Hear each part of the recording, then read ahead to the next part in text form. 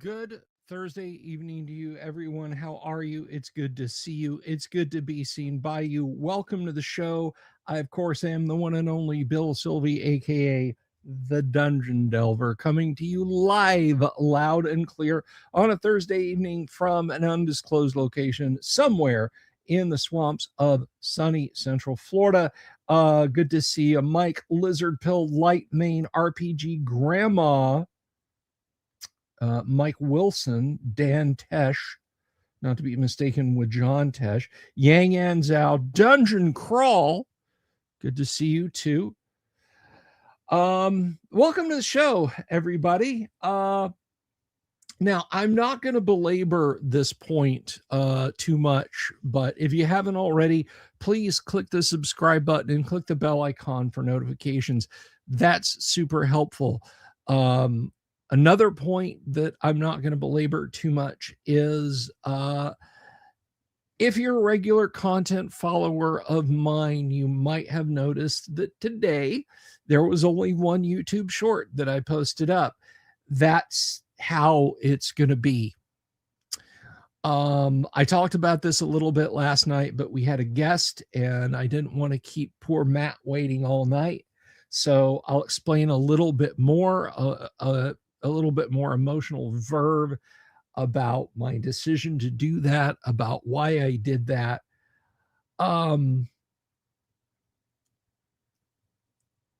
The upstream fight that I have had since I started doing YouTube, I didn't even realize that I was losing every round that I did with that I did with YouTube. It wasn't until I started looking at those numbers and what all those funny spiky graphs meant that I really realized the effort that was involved, the struggle that I was undertaking. In October of last year, this channel was sitting at about 7,500 subscribers. I did some simple back of the notebook math and realized that to hit my goal, my personal goal, of reaching 10,000 subscribers, now it's 10,131. It was going to take another 2 years at minimum. Hey, Darth Brooks, thank you. Good to see you, brother. So I tried something for the hell of it, for the fun of it. I tried doing YouTube shorts, and you guys, Hated Noise, hello. I know you didn't, and I apologize for that, Hated Noise. I will get back to you. I will get back to you. You can ask anybody. I'm notorious about that. But you guys responded to those. And I don't just mean you guys, the old school crowd who's been watching for a while, but I mean the people who came on board after that. You decided you liked it. You liked it enough to come here to join me in this fun thing. Maybe you only subscribed for the shorts and didn't even realize I do the live streams.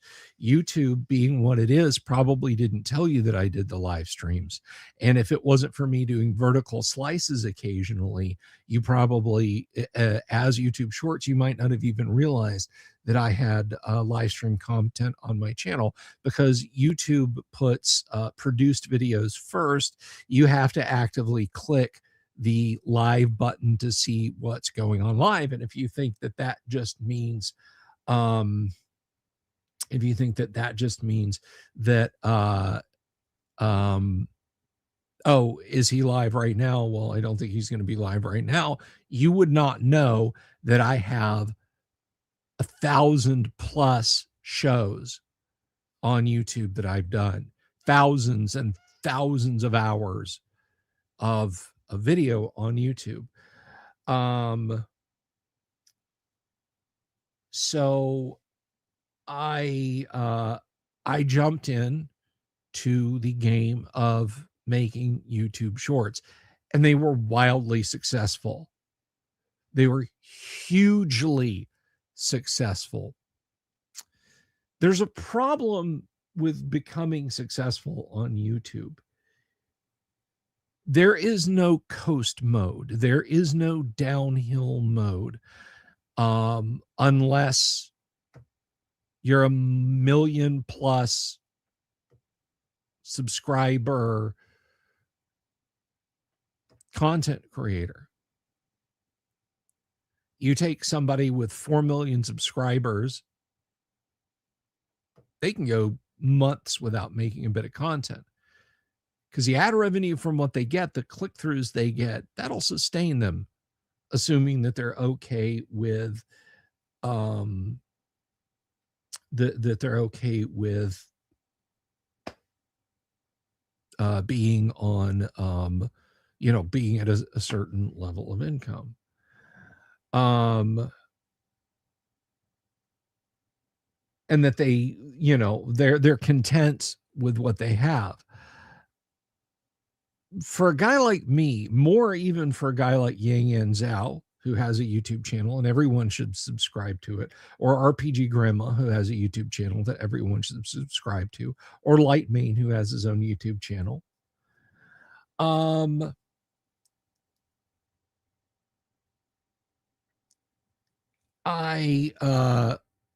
We constantly have to create non-stop.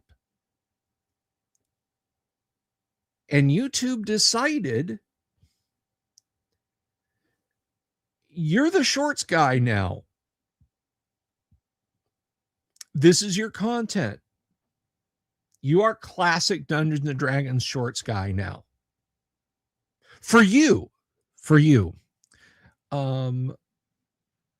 Now, YouTube didn't decide I was a winner and that it would constantly promote me like it has with other channels. Hey, Wheeling Dragon, good to see you. Michael Dale, hello. Quite the contrary. This basically put me into an unspoken devil's agreement with YouTube. And so 3 shorts a day became my job.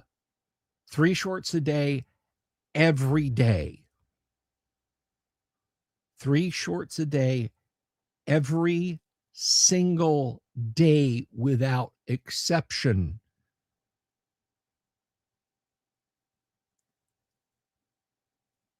And I did it, and it paid off, and it hit that dopamine release up here. And the problem with that is you always chase that sensation. And so for months and months and months and months, I chased that. And because I did,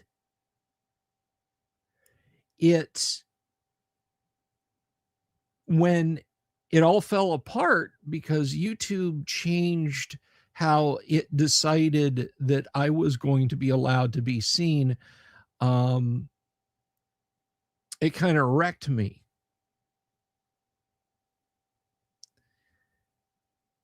And it put me in a really bad place.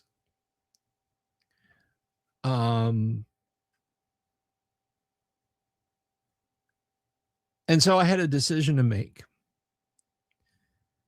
I could keep harming this person you see, or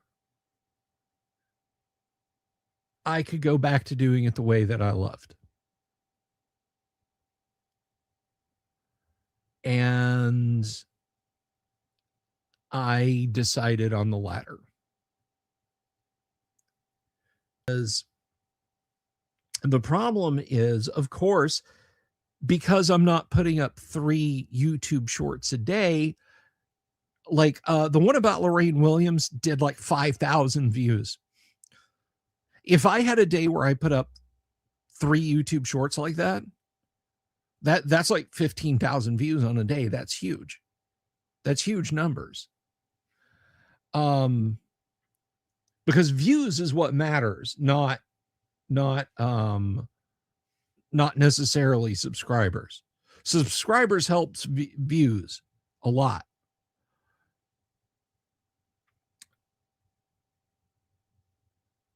And when I get up tomorrow and I see that my views are now 1,200 on yesterday, it's going to sting. And I'm just going to have to cope with that. But when I thought about it yesterday afternoon, I realized I didn't have to keep walking anymore. I got where I wanted to go.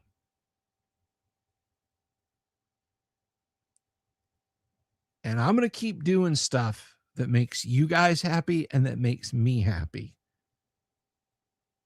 Because the alternative is I'm having this talk with you guys after the 1st of next January and saying, so long and thanks for all the fish. I can't keep doing this anymore. I know there's creators out there who do like multiple shorts a day and do a couple of video uploads as things goes. You know what they have that I don't? They have the audience to support a production team. They have people who can make them, people who will take their live stream stuff, split it into shorts, edit it together with the Banger's regular font where every word highlights when you say it, which is, you know, that kind of brain rot formula. They're in the lower half. What they're talking about's in the upper half.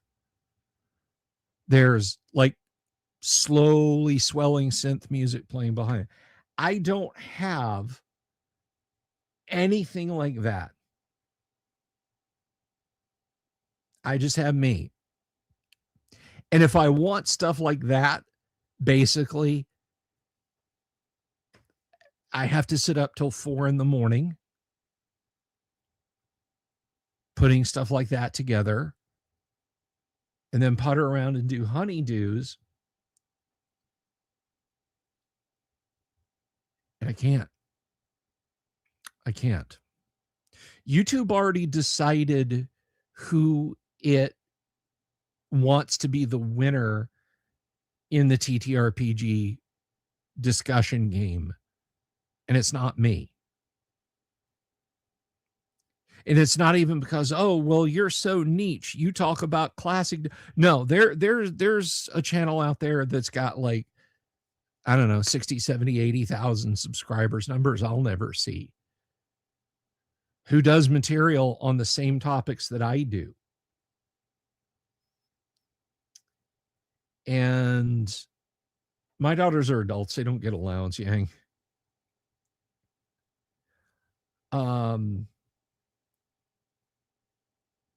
So it's not like, yeah, but you can win in your niche, Bill. No, I can't, because my niche is actually already occupied.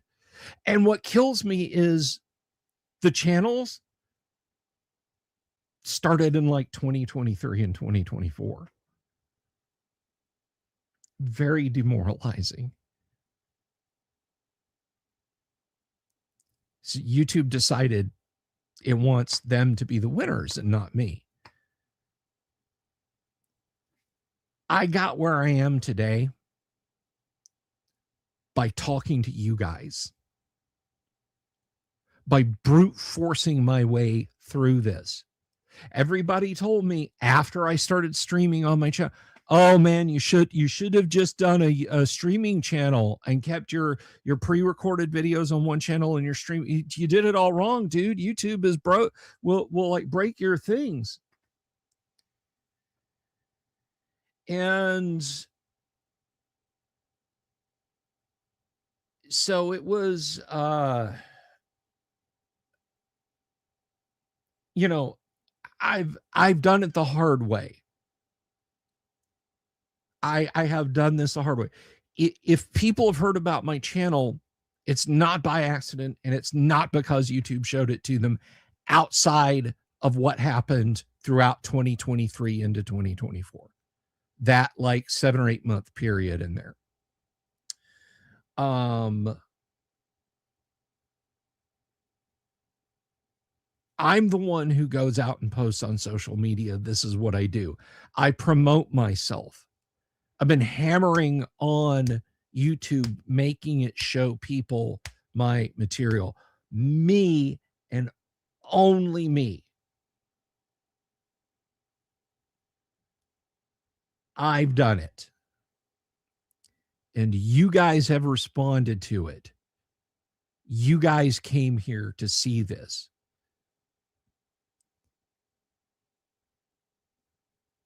And to spare what's left of my brain after the 14-day crush of 35 YouTube shorts done in 36 hours, getting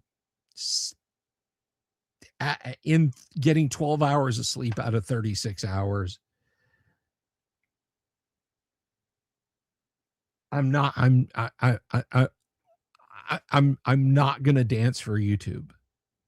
I'm not going to put myself in the hospital for YouTube. I'll make stuff that you guys enjoy. I know you guys like the YouTube shorts. So I'll make a YouTube short every day. But I'm not going to make 3 a day just to make sure I stay on YouTube's radar. Like I said, YouTube decided who the winners were. YouTube has already made up its mind, and it's not me. So,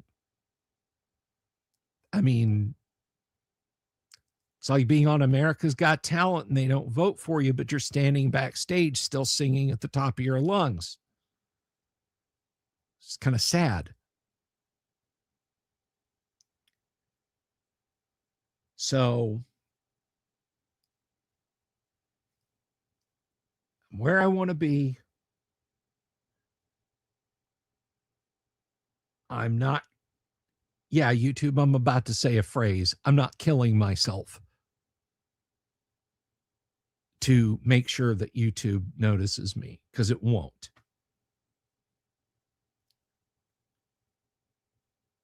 No, I took I took a vacation. And this is not a so 2 things. I'm not going to stop making YouTube shorts. Like I said, it's 1 a day. I'm going to make one for tomorrow, tonight, after the live stream. I have topics. I'm ready to roll. So I'm not stopping. I'm not stopping. And I did have a break. I took a week's vacation after the guac.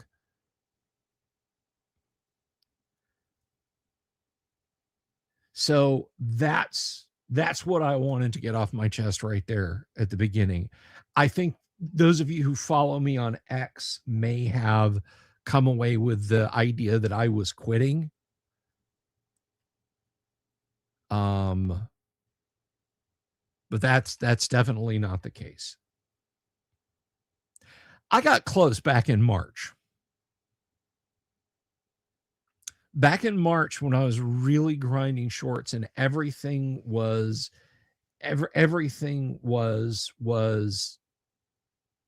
just felt like it was so hard. And YouTube was like, hey, you've been watching a lot of D&D videos. No shit, YouTube. That's what I make. I got to watch my stuff. Here's a channel. And that's when I saw this channel that does old school D&D stuff, gets 20, 30,000 views on videos, and has 60, 70, 80,000 subscribers.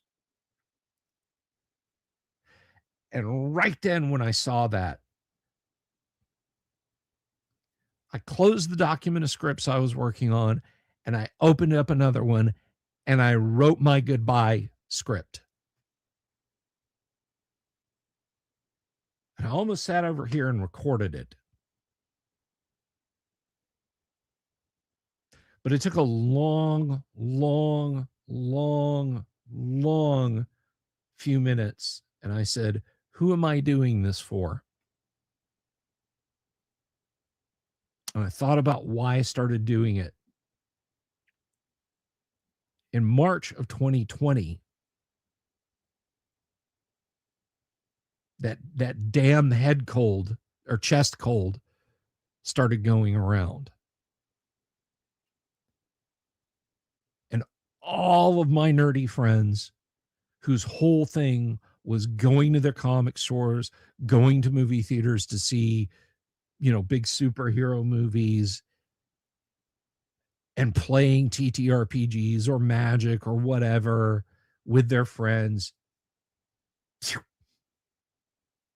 It went away. Yes, I have, Robert. The last IT customer I had, I fired in 2018, 2019, 2018, I think. Anyway, I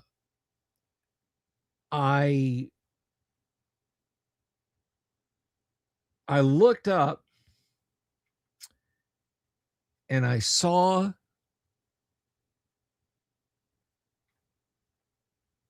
all my friends talking about, I can't leave the house. I lost my job. I've been furloughed. What do I do? I'm going to have to move back in with my parents. Or I'm immunocompromised. I can't even go outside. I have to have groceries delivered. And look at what's that's costing me. And I can't even hang out with my friends. I turned on my webcam.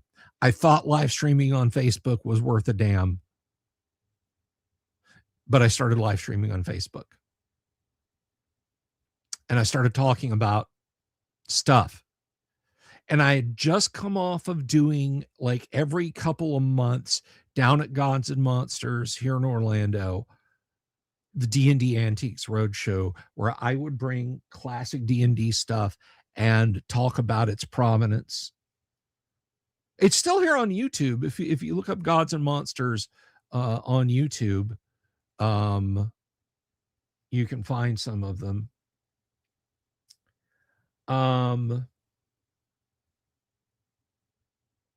And I just said, I think the first book I picked up was a Dungeon Master's Guide or something, but I talked about it because I wanted to reach people. I wanted to let them know two things. First of all, there was a person that was listening to them and that was talking back to them. But second of all, you didn't have to not play RPGs. At that point in 2020, I'd been playing for 6, 7, 8 years. Yeah. Well, no, 2014, 6 years at that point. I've been playing for 6 years. And I told people how to do it. I told people how they could play online. They didn't need all the fancy cameras. All you needed was a way to get on the internet, and for your friends needed a way to get on the internet. And I said, and if you have any questions, reach out to me, contact me on Facebook, shoot me an email. I will explain to you how to play on the internet with your friends. How you can DM, how your DM can DM. If none of them want to, how you can find groups.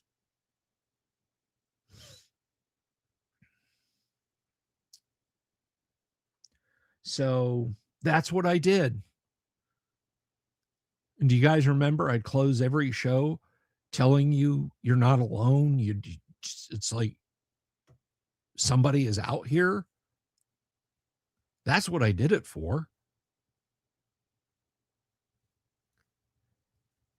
And I kept doing it for the silly self-assigned notion of hitting 10,000 subscribers for maybe someday doing it in real life convention, which I'm going to do my best to make happen.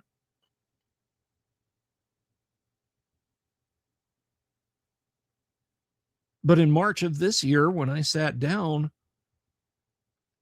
and I wrote that script and I got ready to record it with tears in my eyes, I said, wait a minute, who am I doing this for? Am I doing it for YouTube? Am I doing it for internet cred? Or am I doing it for you guys, which is a kind of internet cred? I don't really know.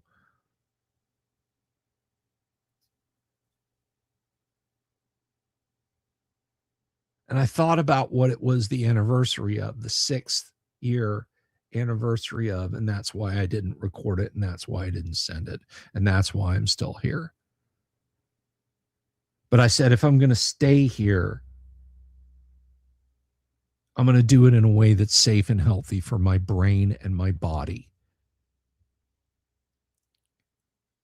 I've been going to bed at midnight again, which for a lot of you guys is probably like, I thought you said you were trying to be healthy. But for me, coming from Mr. up at 4:15, like regarding 2:45 a.m. as going to bed early, me going to bed at midnight is like you going to bed at dusk.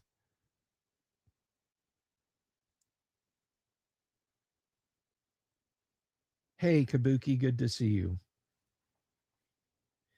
And I had good friends out there among you who told me, who knew about this, who knew the Sisyphean task that I was undertaking, and said, dude, you're hurting yourself. It's obvious. And I said, no, I can do this. I can do this.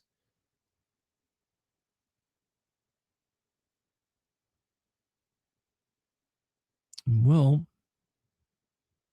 they now get to say, I told you so.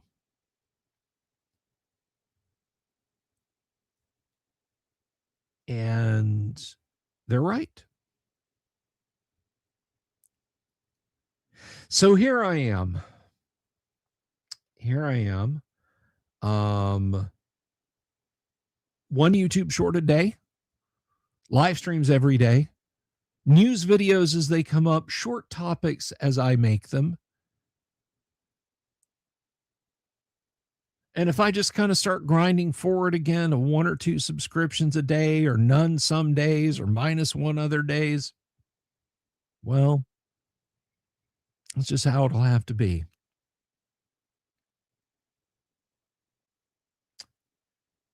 And that's all I have to say about that. That is the last time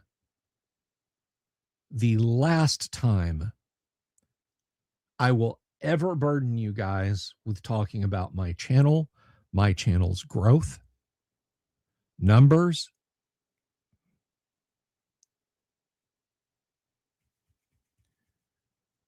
So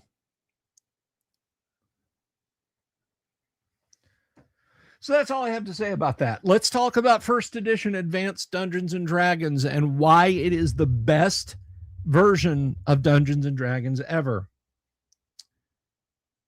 Yes, I will do a deep dive on my modules one day. Oh, Kyle, that's awesome. That's fantastic. I'm so glad. Kyle, I might have a few OD&D box set repros for sale, since you say original D&D.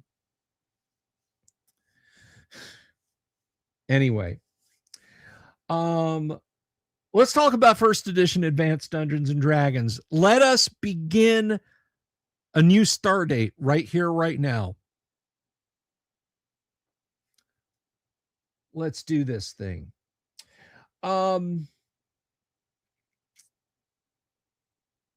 So Dungeons and Dragons, the history of Dungeons and Dragons, compressed. 74, Gary writes Dungeons and Dragons after playing Dave Arneson's adventure game.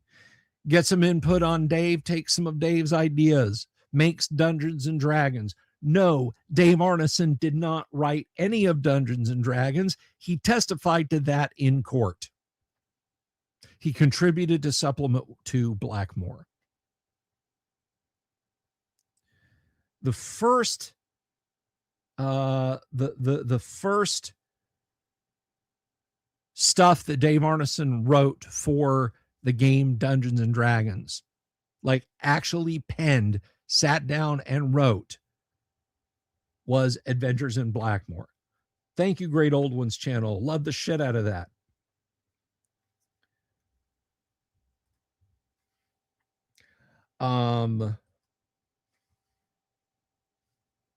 The game got scattered out and got played by a lot of different people.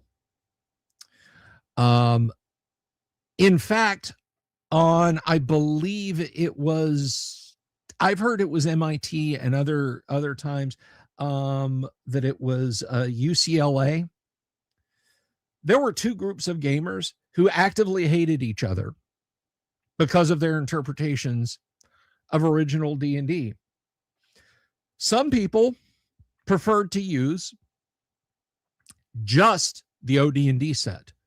Some people preferred the OD&D set and Blackmore and Greyhawk. Some people, OD&D and Blackmore, no Greyhawk. Some people, OD&D, Greyhawk, Supplement 3, and Gods, Demigods, and Heroes. And select copies of the Strategic Review and the Dragon. You see how this grows into being a problem, particularly when you start talking about the matter of tournament play, for example. Now, some people say that the only reason AD&D was created was to screw Dave Arneson out of his money. I'm gonna put paid to something right now. People make a big damn deal about how much money Gary made with D&D because he got like 5% on or $5 or something. I think it was 5% of the net sales of everything that had the name Gary Gygax on it. Gary never made as much money as TSR paid to Dave Arneson because Arneson kept throwing a fit that he invented D&D, even though he testified in court to not. Dave Arneson made more money from Dungeons and Dragons than Gary Gygax ever did. So this idea that Arneson got screwed and Gary got rich is just wrong. It is an untruth. Exactly, Kyle. It would be like the family of Leonardo da Vinci, if they could trace lineally up the timeline, suing McDonnell Douglas over the creation of the F-15. Yes, they're very depressing, Mike. But here is where I get back on the highway after I pulled over and I'm looking over my shoulder to you guys explaining this. Here's where we pull back on the highway. I was not present in TSR's offices in the 1970s, and none of you were either. So we leave that and we get back on the highway and we start talking about the good stuff. Gary wanted a standardized form of Dungeons and Dragons that incorporated all of the nuances and rules. And so in 1977, he undertook two tasks. Well, he assigned a task and he undertook a task himself. He had original Dungeons and Dragons concatenated into the introductory set. And yes, that is what Eric Holmes' basic D&D set is. It is an introductory set that is the new Dungeons and Dragons. Now, Gary also stated in Dragon Magazine, we will continue to support OD&D, basic D&D, and advanced D&D. There's no reason not to.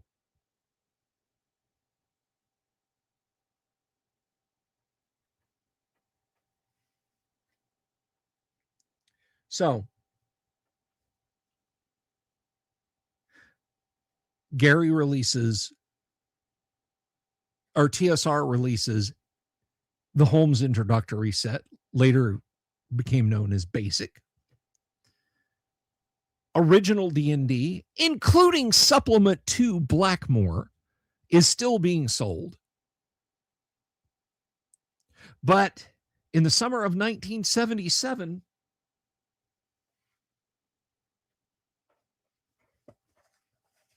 the Monster Manual, the first ever hardback role-playing game book, written by Gary Gygax, typed and edited by Mary Gygax, contributed to by the likes of Mike Carr, Alan Hammock, Brian Bloom, Rob Kuntz, Jim Ward, Tim Kask, shocked the tabletop hobby world. We got a hardback, textbook quality role-playing game book. Now we begin the greatness that is Advanced Dungeons and Dragons First Edition. Joe the Lawyer says, what channel is it that has many subs and does all the old school stuff? I'm not gonna break into that right now, Joe. The Monster Manual. This is a true first printing, by the way. Something that many of you have never seen, which I know it's a little hard to see on camera. This is the errata sheet, the Monster Manual errata sheet, that has the statistics for the stag beetle and the bombardier beetle, denotes the magic resistance of the beholder, the damage per attack by the type 3 demon, the Tetrasaurus dinosaur, number of attacks and damage, hit dice of a gnome, goblin treasure and lair, special defenses of a leopard, damage per attack by orc. Fourth paragraph, orc lairs are underground, etc. Third sentence, a chief and 5 to 30 bodyguards, AC 4, 13 to 16 hit points, attack as monsters with 3 hit dice. Portuguese man of war, magic resistance. Rust monster, number of attacks and damage of attacks.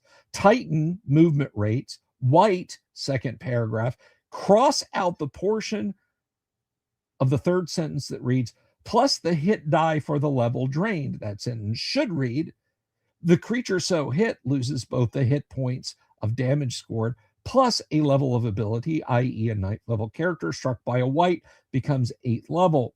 Wraith, cross out percent in dice, 5 plus 3. Zorn, number of attacks, 4. Yeti, second paragraph, last sentence.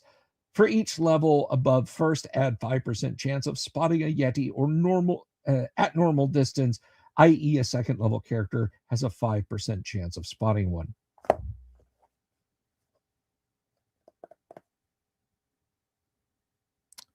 Right there. Following this, imagine you've been playing original Dungeons and Dragons. You don't read the strategic review. You don't read Dragon Magazine. Maybe they're not available where you are. You rock into Ben Franklin or KB or the TG&Y. Look what's on the shelf. A hardback Dungeons and Dragons book with a full color cover. Now, creatures have 5 alignments. They all have psionics listed. The treasure tables no longer stop at treasure type G. And all the way in the back of this book,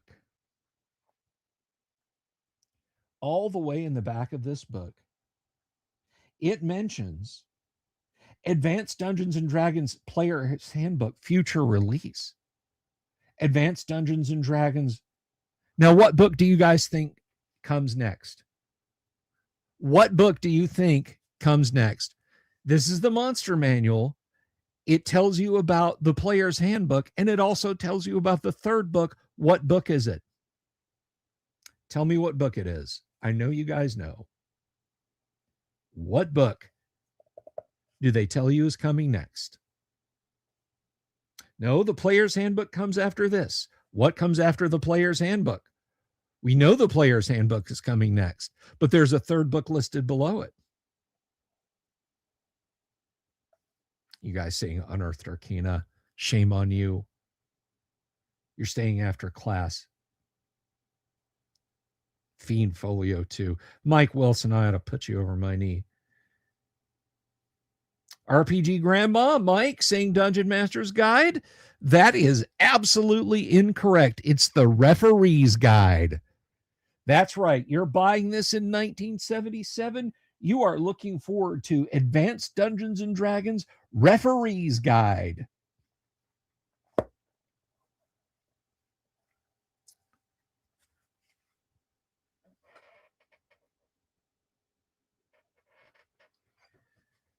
So now you get this. You pick up one of these, another true first print, by the way. And then your third eye starts to open even further. It's another hardback book. But this time, oh, the classes we get.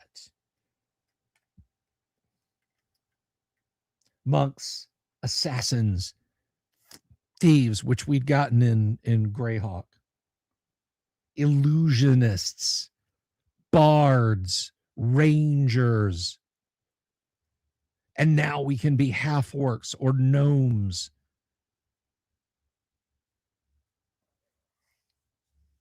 Right there. This starts to bring it all together. If you're a referee, remember, Referee's Guide. Joe, I saw that. I will let you know. Thank you for the tip. I really appreciate that. I will let you know, Joe.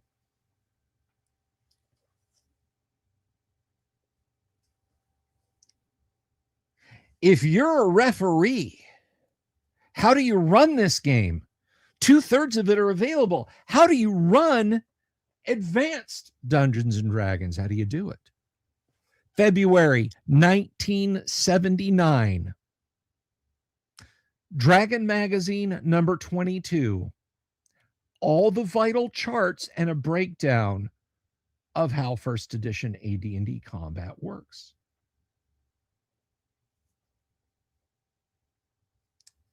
So with 2 books and an issue of Dragon Magazine, you're ready to play. But then, released upon the world in August of 1979, we get the Dungeon Master's Guide, another true first, by the way.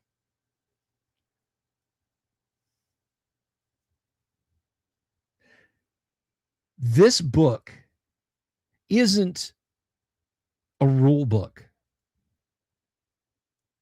This is a conversation between you and Gary Gygax that you can have every time you open it up. It's Gary talking to your likely 13 or 14-year-old self at most. Probably 9 or 10, but talking to you like a grown-up.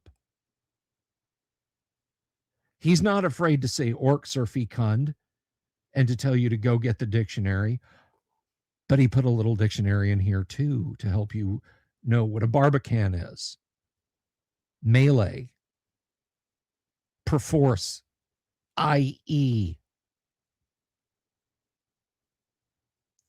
This book encompasses the totality of everything you need to know how to run a successful session of anything. This is likely one of the most important role-playing game books ever written, if not the most important. And look at this. Look, here is where I'm going to start leaning hard into why first edition AD&D, this printing. Now, the words inside are just as important. If for whatever wrong-headed reason you think Jeff Easley's art is better, it's good. It's good. But if you think it's better than this, well, I can't help you with that. I made you look up Fecund.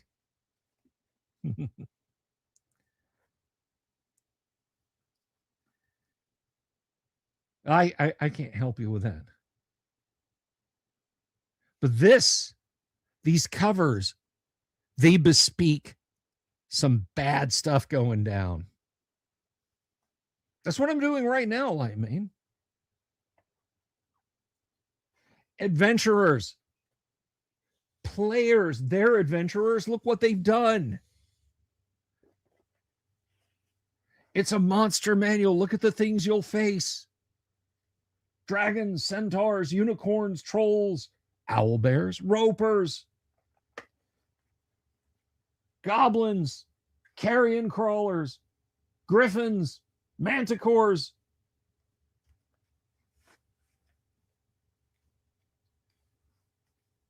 Oh, and lest you forget, there is a spider in this tree. I will not listen to, oh, this is a terrible cover. It's a monster catalog. What did you want on it?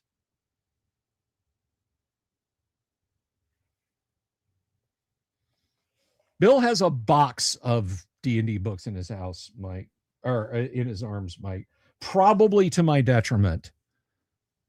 Probably to my detriment.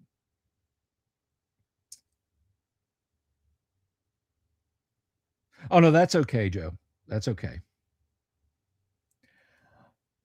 So here we are, 48 minutes in. Why is first edition Advanced Dungeons and Dragons better than all editions? It is the verve. It is the vibe. It is the fact that Gary was willing to talk to us like grown-ups. These rules in these books are not hard to understand. They're only hard if you're in a hurry and don't want to read and comprehend. Look at all the treasure you get in here. That's too much treasure. Did you read about training costs? About monthly upkeep costs for characters? Taxes? Fees? Bribes? Did you keep track of all of that?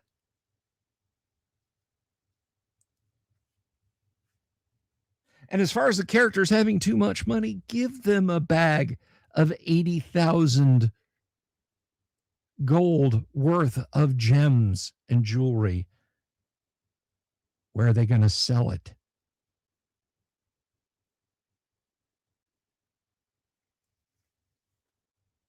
These books right here. This is the black magic, folks. Nothing hits like these books. You know, I thought about before this episode getting, you will pay me not to, we'll talk. We'll set up a payment plan, Gonzalo. Thank you for the super, by the way.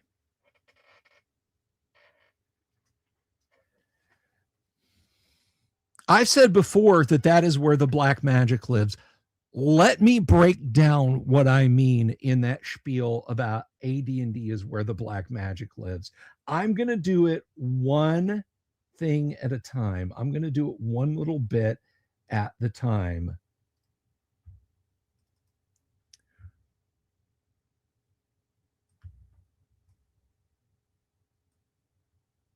And then I'm going to say something that's probably going to make a lot of people super duper mad at me.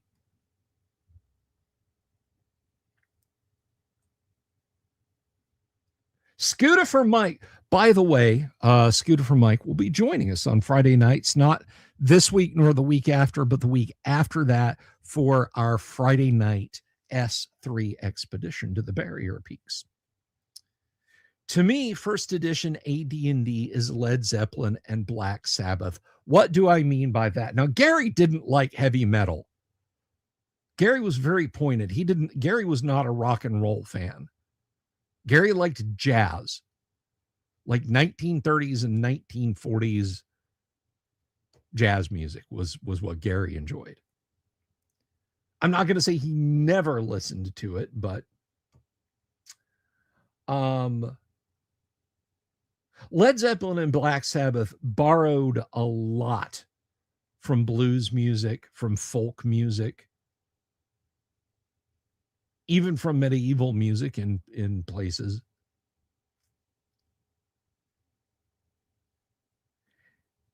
I was going to put before this show, yes, he was a John Coltrane guy. I once said in a private mailing list that I thought the best jazz album that I'd ever heard, like I could listen to beginning to end and not go ew and skip a track, was Dave Brubeck's Take 5. I got taken to the woodshed by Gary on that. He liked the album, don't get me wrong.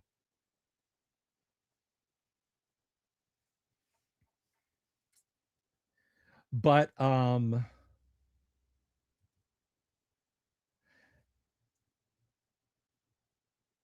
was going to put out some of the books that I thought most strongly influenced the creation of D&D. And then it occurred to me, my table might collapse under that weight. But this is the D&D of Fafhrd and the Grey Mouser. It's the D&D of, yes, the Lord of the Rings, but more the Hobbit than the Lord of the Rings. It's the D&D of Conan, of Elric. It's the D&D of Randolph Carter sneaking around ancient tombs in the deserts of Australia where he ought not. It's the D&D of John Carter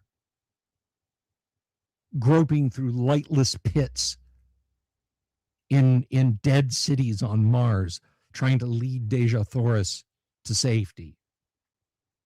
Deadly DM, good to see you.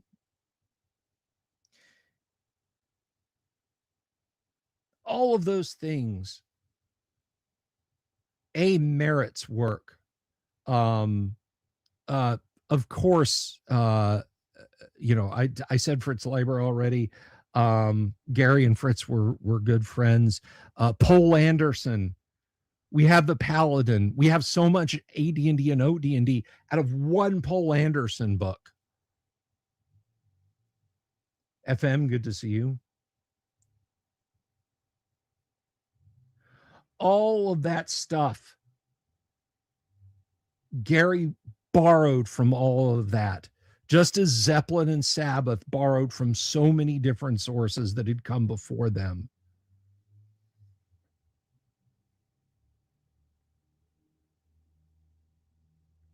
But Gary made it work in a way that you can only truly understand if you read the Dungeon Master's Guide, and not just cover to cover.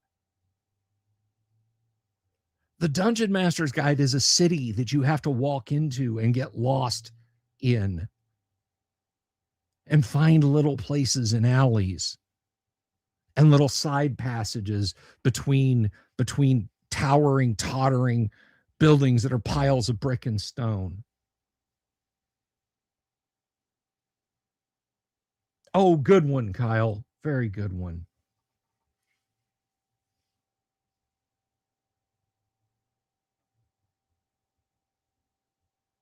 It is a D&D that is unafraid to show you this because it thinks you're grown up enough. Bloodied dead lizard men sacrificed on a slab in front of a statue of Moloch. What's about to go down here? You don't know. Good or evil? Is he about to crush her in his burning hand? Or is she about to slice his wrist open? while he gets hit with a lightning bolt and then gets his leg cut off at the knee. You don't know.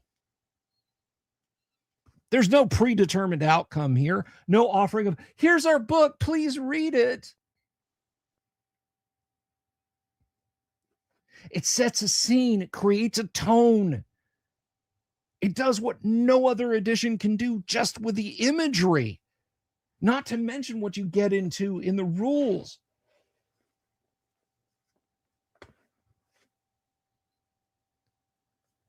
You find yourself walking down a city street, and that good wife who smiles knowingly at you and steps around a corner, when you follow her, suddenly she's a bat-winged succubus and she's draining levels out of you, or a vampire and draining blood out of you, or part of a thieves guild.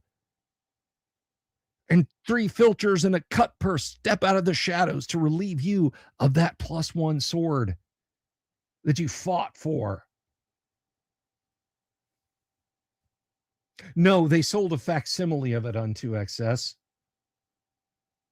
They made his horns into pointy ears. I don't know. No, I do know why. There's a piece of art in the player's handbook called A Paladin in Hell. Yes, Kyle Johnson. Amen.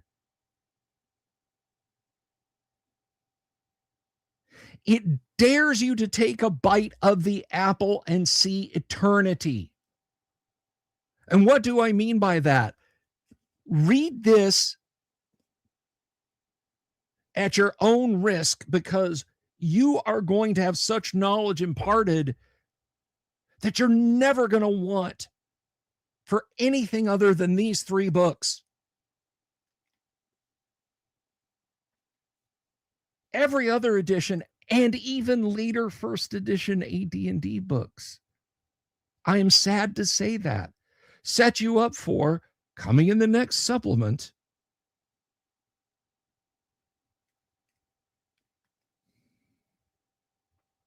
It is Kabuki.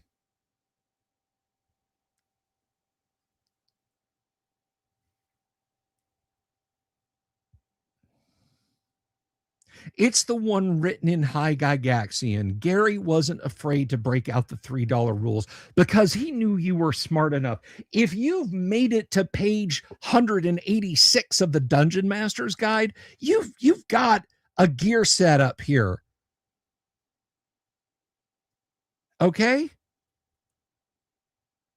Not just loose parts rattling around.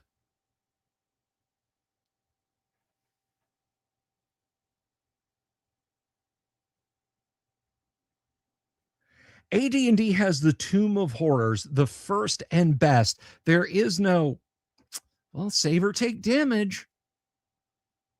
Yes, the Tomb of Horrors has been repeated in Return to the Tomb of Horrors for 2nd edition. There was a 3rd edition version of the Tomb of Horrors. There was a 4th edition Tomb of Horrors, and 5e has a Tomb of Annihilation, which is kind of inspired by it. All of them have watered the mission. Now, I will say this. Gary spoke well of Return to Tomb of Horrors. Return to Tomb of Horrors for 2nd edition is actually not bad. I have to be nice because Gary liked it. I will not, Robert Phillips. They're savage eaters of men, fit only for the end of a flatchet.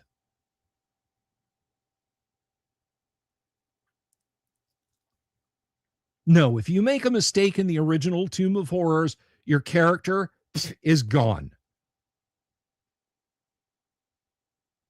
It's against the giants. Everybody in love for decades with drow elves and all that. That's all Gary. That's all the G series.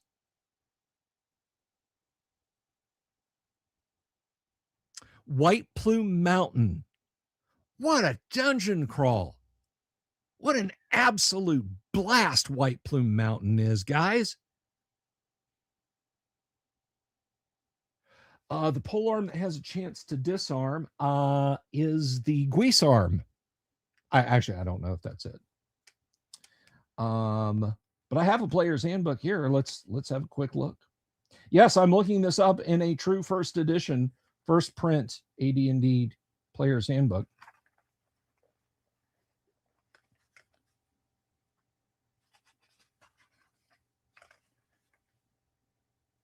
We're going to look that up.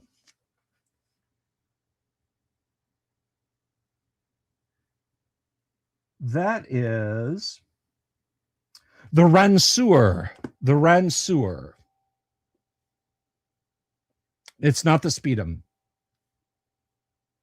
It's the Rancour.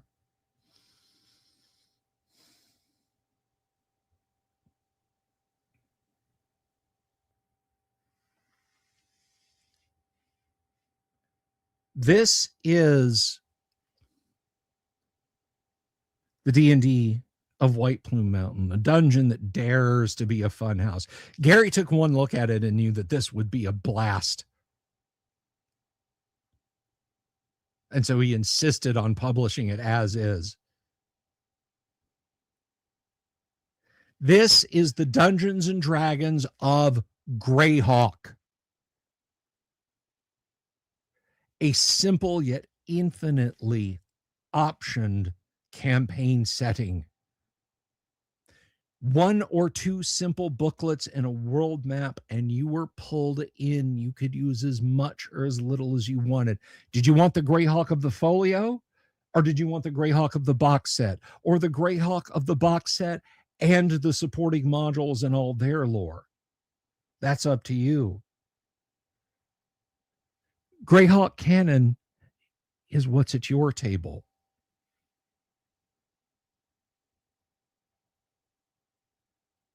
It was Gary's vision.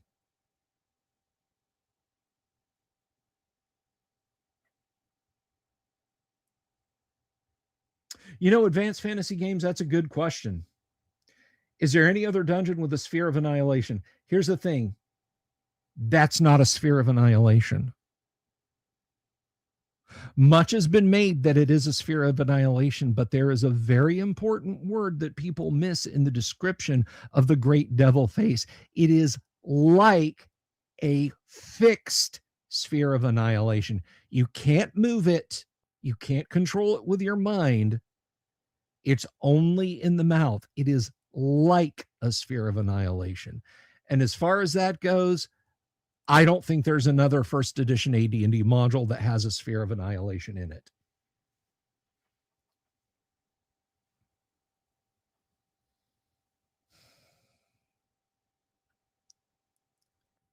This is the D&D that was not afraid to have assassins guilds, because by God, they were in the Fafhrd and Grey Mouser books. Guilds of assassins, paid murderers.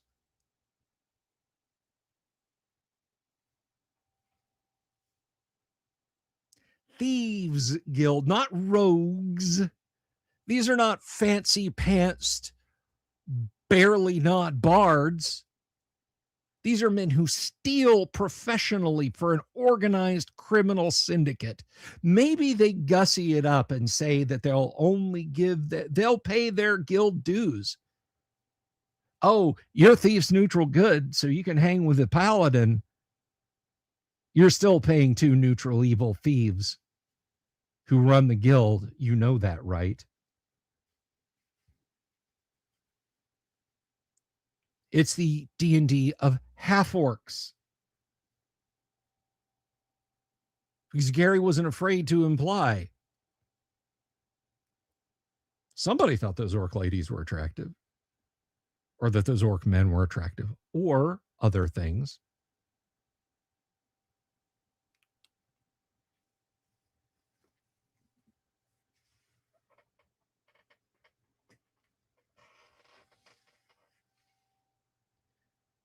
Because Gary told us that orcs are fecund. And he made us look up what fecund meant.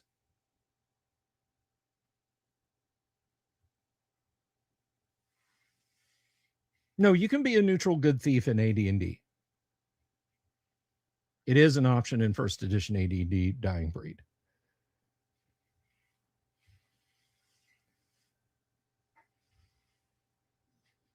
So, But what of the cleaned up rules? What about the cleaned up rules? You guys know what Chesterton's fence is?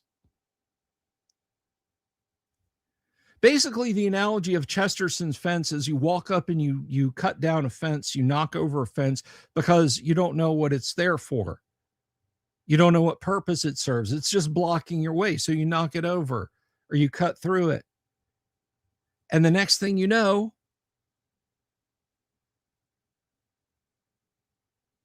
your cows are in the neighbor's yard or the neighbor's cows are in your yard.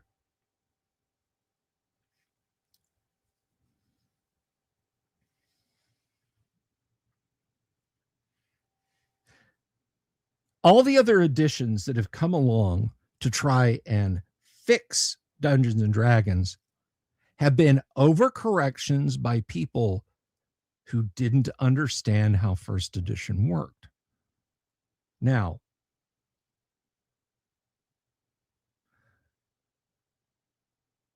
this kind of sign can't stop me because I can't read.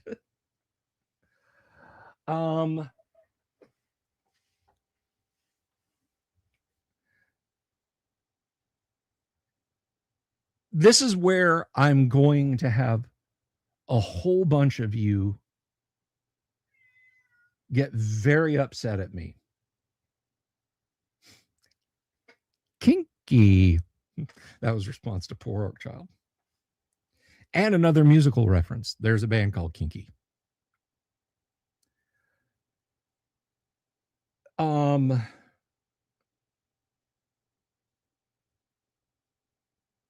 The guiding force, the driving overall push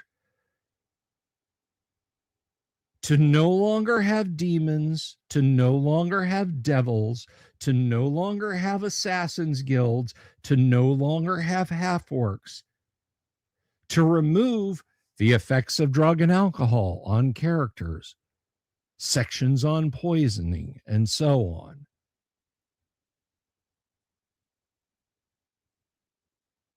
Go in peace, dying breed.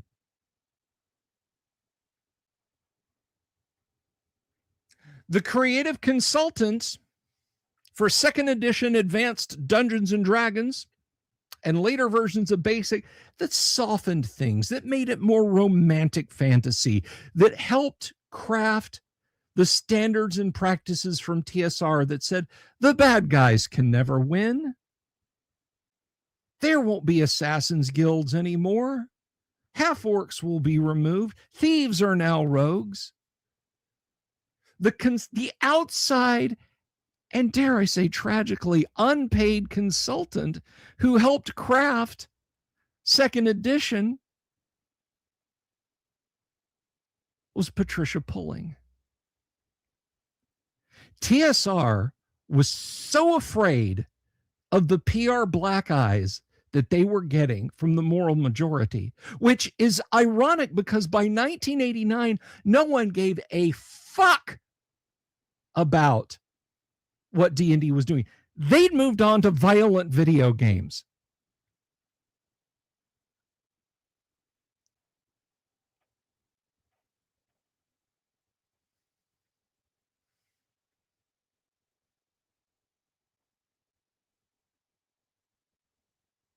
What is the ecology of the mimic? They hate sunlight. They prefer dark, damp caves. Giant mimics are semi-intelligent killer ones that will eat anyone. Smaller mimics are friendly and can be approached and talked to and bribed with food for information.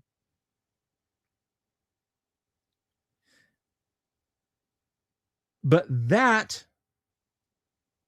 was who was calling the shots. TSR bent the knee to moral busybodies.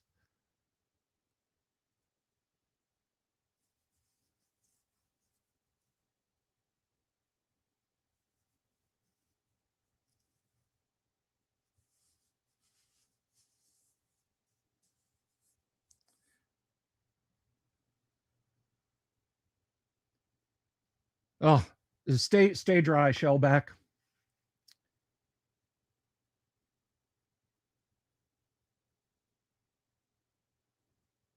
So we lost demons, we lost devils, we lost assassins, we lost half orcs, we effectively lost thieves, we lost any edge whatsoever. Thank you, Bob.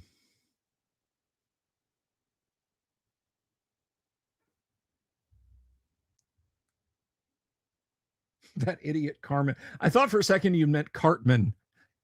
Guys, we can't play D&D. My mom said this is devil worship.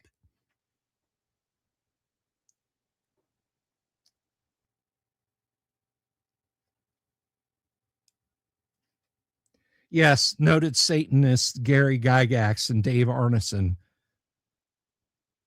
the Jehovah's Witness and church aldermen, respectively.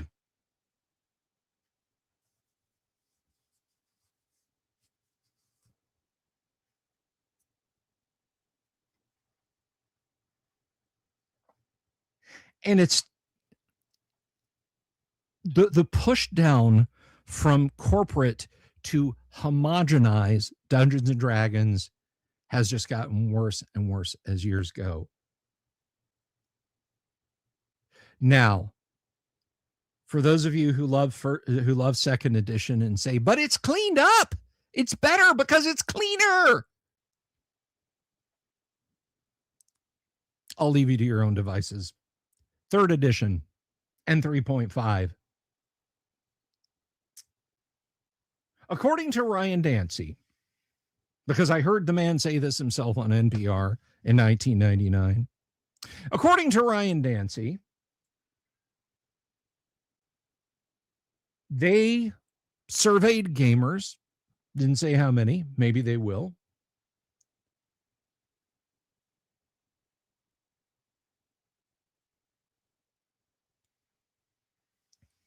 They surveyed gamers, and what they found was that gamers wanted to be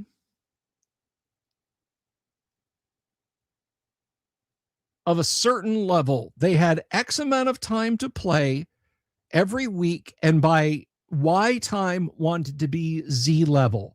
Therefore, the entire game was designed as a spreadsheet macro. There is one proper way to make a character of each class, of each core class in third edition and 3.5. There is only one right way to do it. Everything else is suboptimal and will not get you where you're going.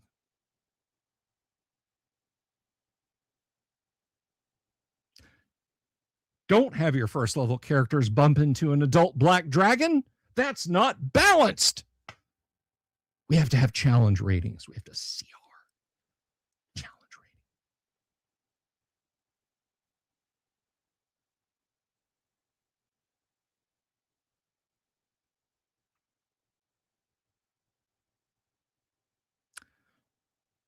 Open up D&D 3.5.xls, enter your data, and press F2. Congratulations, you've won Dungeons and Dragons. Just do that for 2 hours every week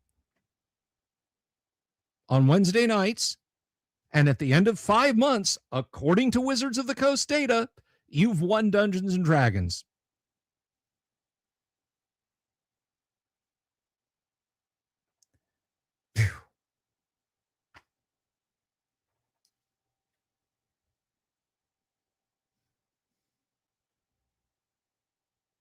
I mentioned the monster stat blocks. 5e makes my eyes cross.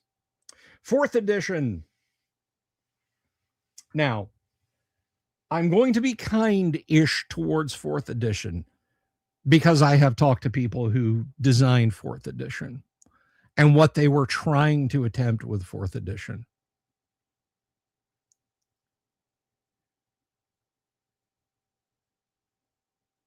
But it still got presented in MMORPG terms on the tabletop.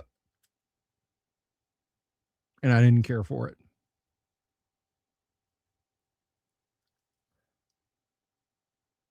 Fifth edition started out with some good heart to it. I think Merles and everybody else wanted a D&D with knobs and dials in it You won't find this. You might be able to dig through and find Merles's dev blogs about 5th edition from 2011, about what they were going for and why a universal D&D couldn't be created, where a 5e player and a 1e player could sit down and with minimum tweaks, the 5e player could play the 1e player's adventure that he was running, and the 1e player could play the 5e player's adventure that he was running. And if a 3.5 DM was playing something, that there would be some filtration mechanism by which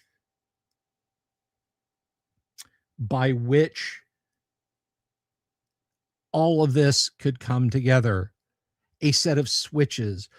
When 5e came out, Merles immediately said, I never said this would be that way, because people saw it. But it too is milquetoast. Lockstep character advancement, short rest, medium rest, long rest. And I mean, now it's so bloated, I don't even know where to begin. 200 character classes. Every animal is anthropomorphic and has a race in the game. Don't even get me started on Tifa. Man, if you're one of those people that clung to Drow from 2nd edition all the way to the end of 4E, when Tieflings rolled along, that must have been like a knife in the heart, right? Old and busted Drow, new hotness Tieflings. The fix for 4E would have been to have called it Dungeons and Dragons Tactics. I think if they had done that, released a box set that came with some monsters, some character pieces in it, and said, this is D&D Tactics, I think people would have been less in a state of higgledy-piggledy about it.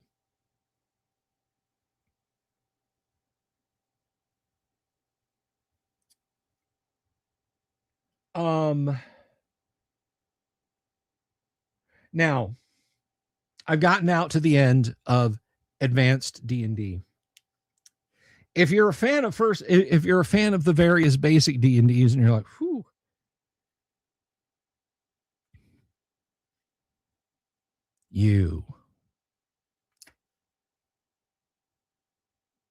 which is worse, the AD&D needlepoint set or the 5e crockpot? As the guy who cooks in the house, I'm going to say it's the needlepoint set, because you can always use a crockpot. And I say this as someone who has an AD&D, or rather a Dungeons and Dragons waffle iron.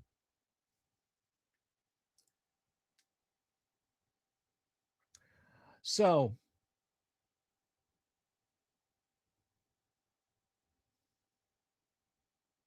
Carl the Fighter, yes, they're in Unearthed Arcana. Gary admitted he screwed up. In Unearthed Arcana, Gary admitted he screwed up with the creation of pummeling, grappling, and overbearing, and there is a much simpler system in Unearthed Arcana. Use it.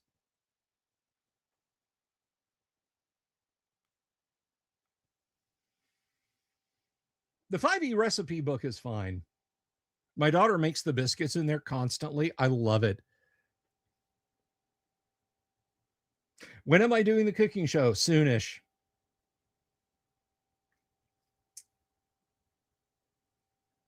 And you can download them as a single large file. I mean, it unzips into the individual issues, but yes, Engine Joe is correct.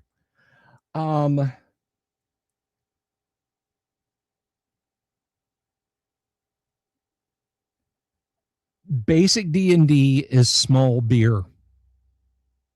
It's near beer. It's 0.15 ABV. 0.015 ABV.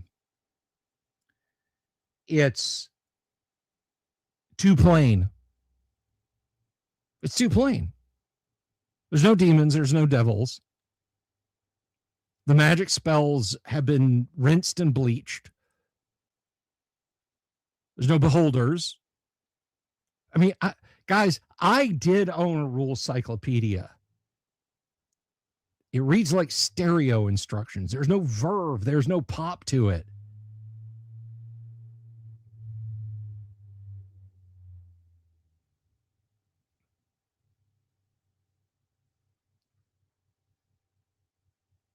I mean, I respect what Tom Moldvay and Dave Cook accomplished with the basic sets, picking up where J. Eric Holmes had left off. See, people say, oh, what if there'd been an expert Holmes set? There is. It's Advanced to Dungeons and Dragons.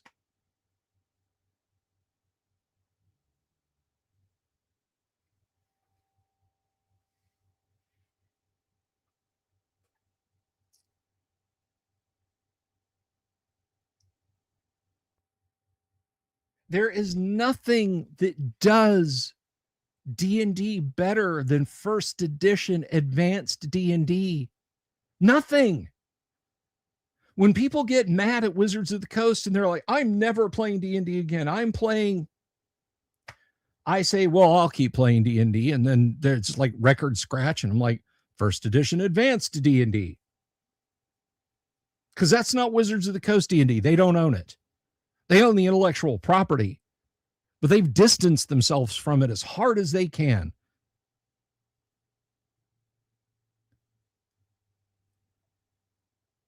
They know that 5.5 was a flop. They're going through their apologize to the Grognard cycle right now, which they know they only have to do a couple more times because there's about 8 years between that, and then we're all going to start dying off.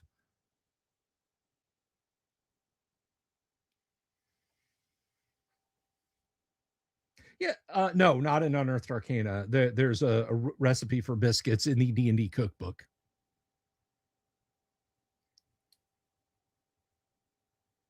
There's simply no apology coming to us. Remember, we were fired from the hobby by Mike Merles. We were told to leave, that there was no place for us at the table anymore. What's his name? I can't forget. Said the hobby would be better off the sooner the people like me left the hobby.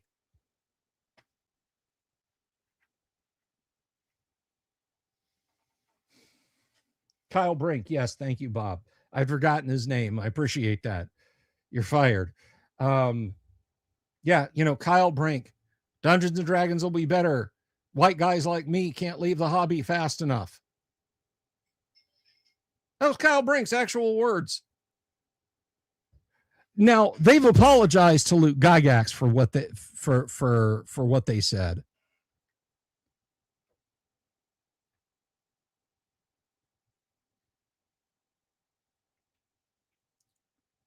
But guys, first edition AD&D, those 4 core rule books, because I forgot to get down a copy of Deities and Demigods. And yes, Gary said Deities and Demigods is a core rule book of first edition AD&D. Now, lest you think that this is just blowing sunshine up Gary's garter, I think he screwed up. I think continuing to push was a bad idea. And you know what?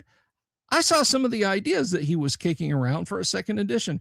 I don't know that I'd have liked his second edition either. Let's talk about a wonderful time if Gary was still with us and hadn't lost control of his company and was still out there making Advanced Dungeons and Dragons 4th edition. Would I like it as much as 1st edition? I don't know. Probably not. But it's like when people tell me, like, oh, you like Led Zeppelin? Yeah, I love Led Zeppelin. Listen to Greta Van Fleet. Listen to Wolfmother. They're just as good. They're not. They really aren't.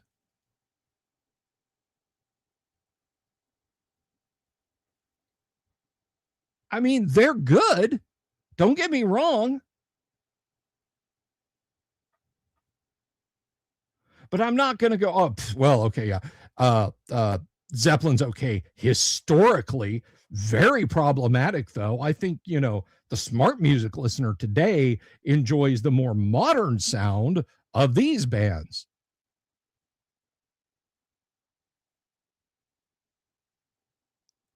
Nothing does D&D like first edition AD&D. It takes all of the verve, all of the coolness, all of the awesome ideas that Gary and other contributors had. He concatenated it into one place so you don't have to track down copies of the strategic review and early issues of the Dragon and have little pamphlet sized books that are made of fall apart and wonder what Gary said in an issue of Alarums and Excursions or was published in Polyhedron. You have everything you need right there. The rules don't need cleaning up. The rules are right there. It's as plain as day. Oh no, there are good modern bands. That's not what I'm saying, Kabuki.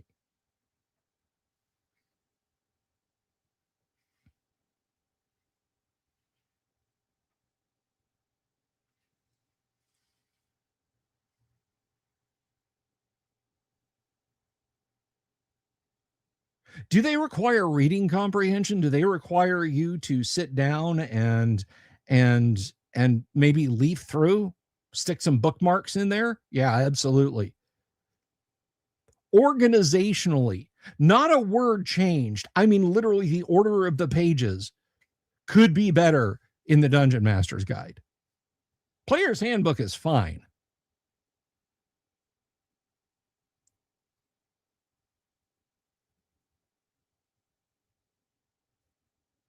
But I'm sorry, I'm not backing down off of that.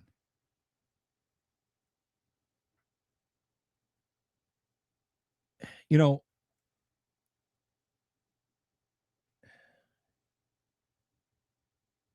in Forgotten Realms, it's like, oh, you can't do that. Elminster is going to show up and do all the things. And Dragonlance is like, well, you got to do this and that. And if these characters die, Dungeon Master, you got to make sure they're alive because it's got to play out just like that.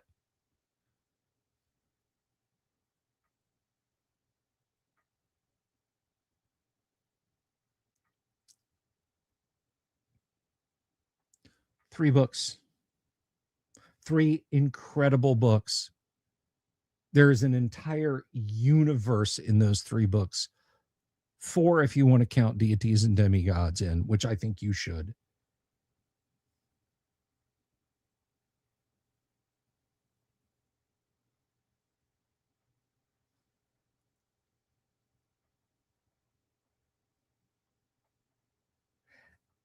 AD&D is organic. Hey, thank you very much, Runeward.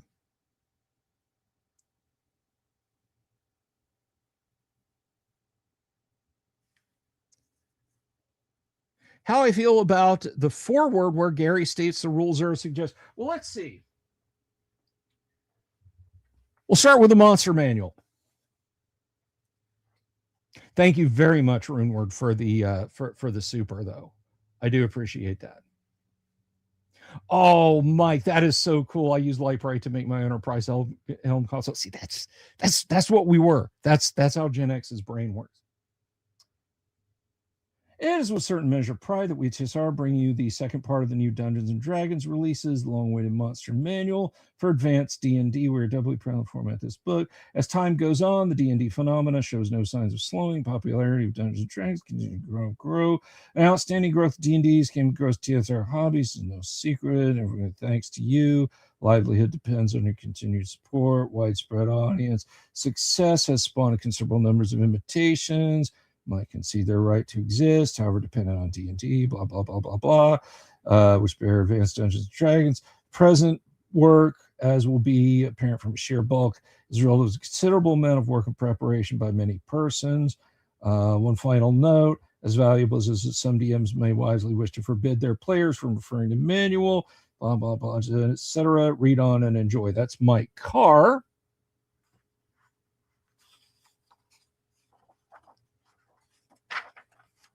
Judges Guild are those weird hot sauces you get at the taco bar. Whether you put them in your food is entirely up to you. But they're not a substitute for food. Hello, Vosh Halen. Good to see you. There's a preface from Gary. Various creatures are for use in Advanced Dungeons & Dragons. Parameters have been set for that game. Monsters are drawn from my original work, have been revised and expanded on, except as notated. All new monsters are strictly this author's creation, just as those that appeared in the strategic review were, and I take the burden of full responsibility. Steve Marsh, Undersea Creatures in Blackmoor. Errol Otis for illustration work on the Ankeg and Remores. Ernie Gygax for the Water Weirdness, helping solidifying. Terry Kuntz, who's never thanks for his prototypical Beholder, revised version of Greyhawk, whole crew of TSR, Brian Bloom, Cass Sutherland, helping me get the whole project, and my wife Mary, who has been stuck with the job of typing most of the manuscript. Okay, nothing there.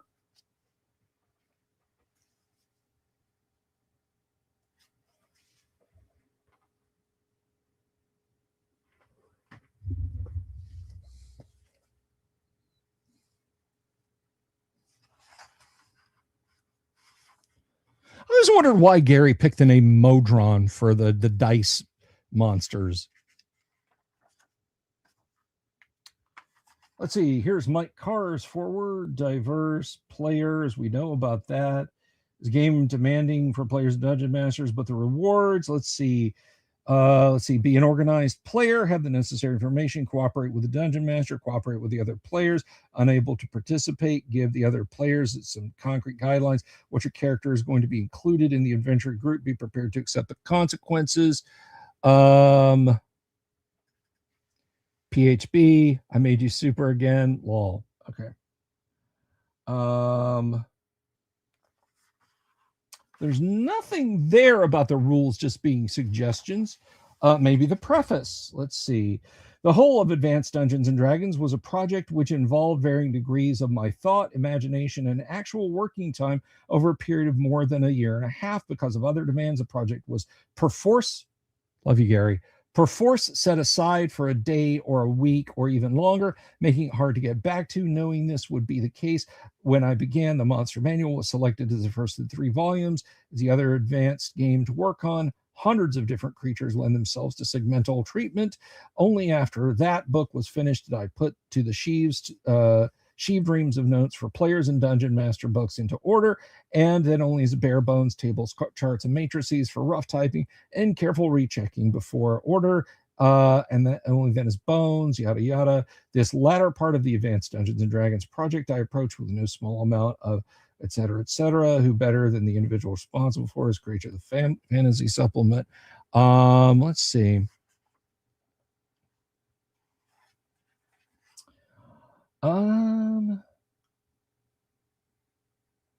There's a need for a certain amount of uniformity from campaign to campaign in D&D. This is not to say that conformity or sameness is desirable. Nobody wishes to have stale campaigns where dungeons, monsters, traps, tricks, and goals are much the same as those encountered in any one of a score of other campaigns. Uniformity means that classes are relatively the same, yada, yada. Let's see. No individual can actually dictate actual operations of a campaign. Every attempt has been made to provide all the truly essential information. Important to keep in mind that when all is said and done, it's a game. Certain things which seem unrealistic or simply unnecessary are integral to the system. Classes have restrictions, etc., etc. Everything in the advanced D&D system has purpose. That seems to kind of go against that. What is here is presented as a logical sequence, clearly, understandably, and with as few ambiguities. Many readers will want more material. There's a wealth of commercial and fan material available for fulfilling such needs. Even the most important material herein can be altered and bent to suit the needs of individual campaigns.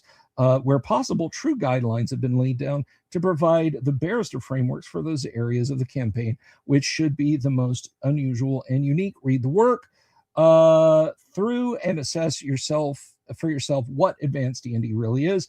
I am convinced that it does for the old D&D and supplements what Greyhawk did for D&D when it first appeared, and then some. I have put into these works what should also be the important part of a superior D&D campaign, cutting out material which actually adds little or nothing to the game, revising the old and adding and expanding in essential areas. Is that what you're talking about?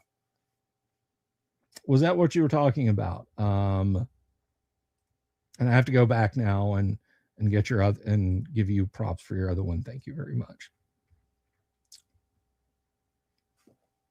Was that what you were talking about, where Gary said it's up to you to define the framework?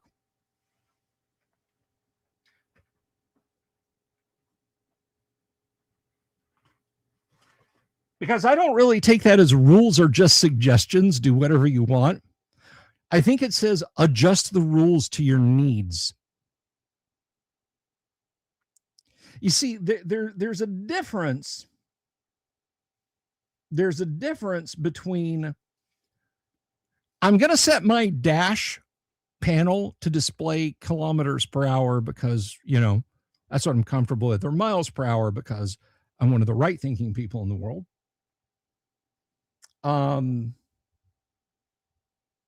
Someone messages me.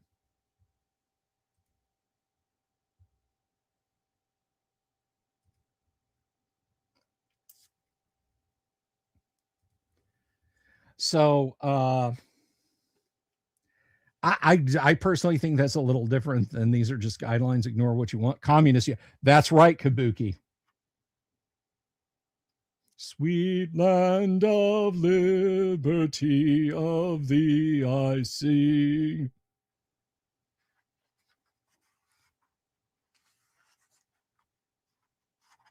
It's Mike Carr's forward, where he talks about the importance of it. Nothing really there about these just being optional.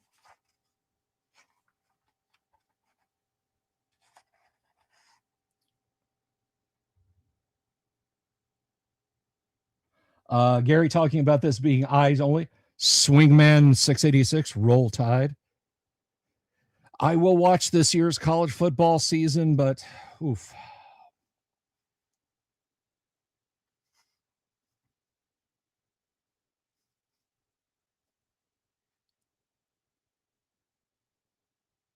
Gary talking about hewing the line and keeping it AD&D.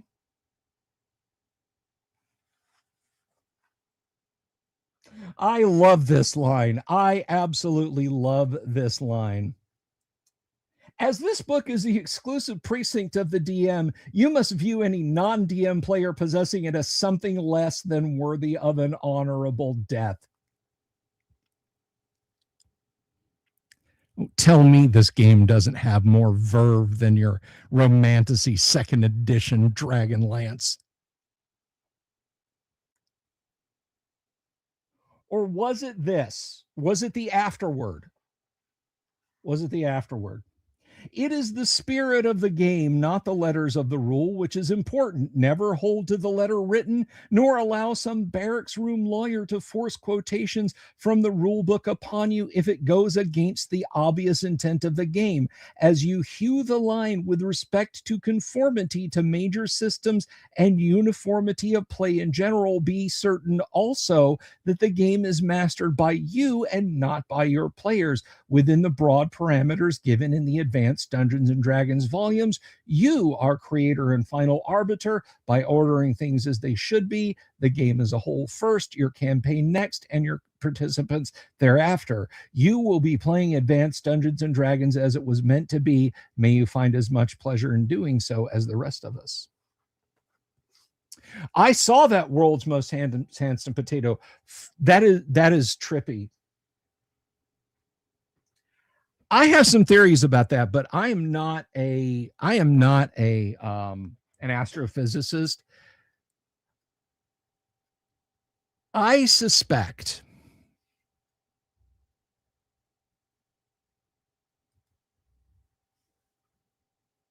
thank you, Runeword. Then we are in agreement.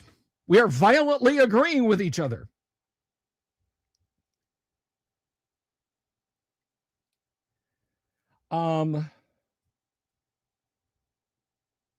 But okay, so I have a theory, and this is not my own theory that has been thought of, but um, we could very well be in a super void. Our local group could be inside of a super void. If you don't know what a super void is, the bubble of the universe has blank patches in it, areas where there's nothing. We could be an island in the middle of one of those. If that's the case, then there are a lot of things that we take for granted in field theory, in the theory of the cosmos, that could be proximity biased. That is, we think they are because we're near to that. So like the Hubble constant could literally just be the edges of our super void racing away from us, because whatever made the bubble we're in is being pushed out, and the rest of the universe is not doing that.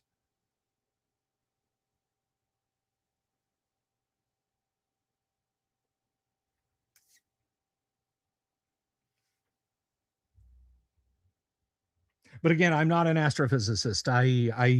I could be completely wrong with that. But if we are in the middle of a super void, that could have screwed up every perception we have. I mean, think about being natives that live on an island in an archipelago in the middle of say Point Nemo in the southern Pacific Ocean, which is the remotest place on Earth. You might think all of the science that you can do living on an island that is literally just coconut logs, palm trees, and sand and scrub grasses, you might think that the world is an infinite plane of water that stretches out infinitely. Not that you're just in the middle of a body of water and surrounded on all sides, admittedly far distances away, by land. You might just think, okay, the universe is water. We float in the universe. The universe is water, and that's how it works. You know, it's blue above us. That's water. And when the sun moves over and sinks down into the water before it reignites on the other side, of course, the water of the sky turns black. And those other little dots must be other islands in it. So, yeah, I think until we can determine our relative position in the universe and whether or not we're in a super void, we need to stop making a lot of assumptions, particularly about things like the age of the universe and the Hubble constant. There. I probably just made everyone who has real science knowledge very angry.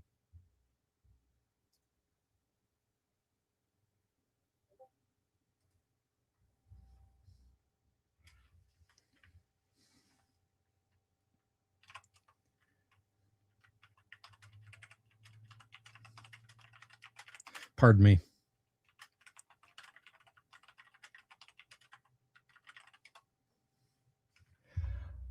Anyway, let's get back to Dungeons and Dragons. And I do want to thank the 56 of you watching over on X and the 45 of you watching on YouTube. I got the they live specs on. No, I do.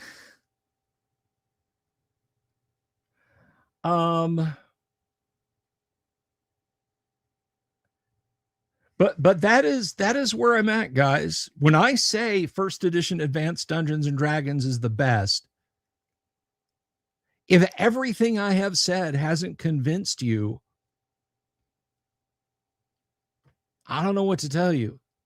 I mean, you know, I try to tell people why AD&D is awesome, not why your edition sucks. But there's some simple realities.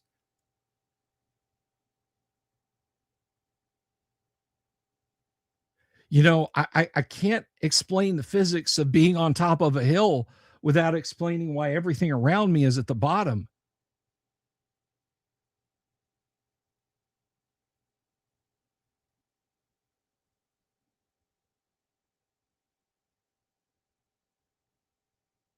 Take care, great old ones. We'll see you around.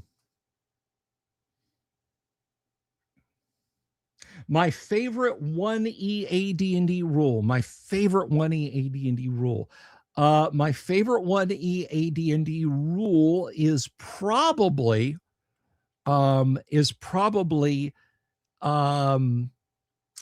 that the rod of resurrection can work on any character, race, and class. So people who cry that their elves are deceased get a chance to come back. Now, there's nothing that says a system shock roll is not required and that a constitution loss is not perforce a function of it either. It says it otherwise acts as the resurrection spell, and resurrection still requires a constitution check, and it still requires a system shock roll or a constitution loss.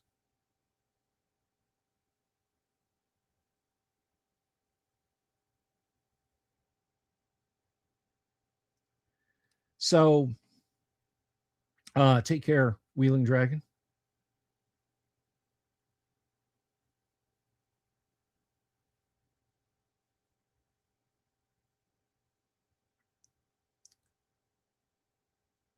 But that's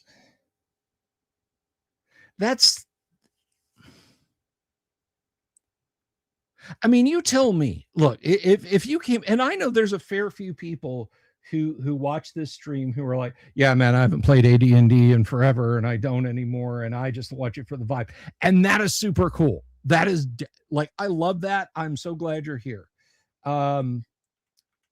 But I ask this of people who are like, no, man, no, you know, I'm just all about, I'm just all about whatever edition, you know, all I play is fourth anymore, or whatever. Is there? Did I at least a little bit shine a little bit of light on the how and why of why first edition AD&D is the best? You kind of like to see me list the educated flaws of first edition AD&D, the genuine educated flaws. The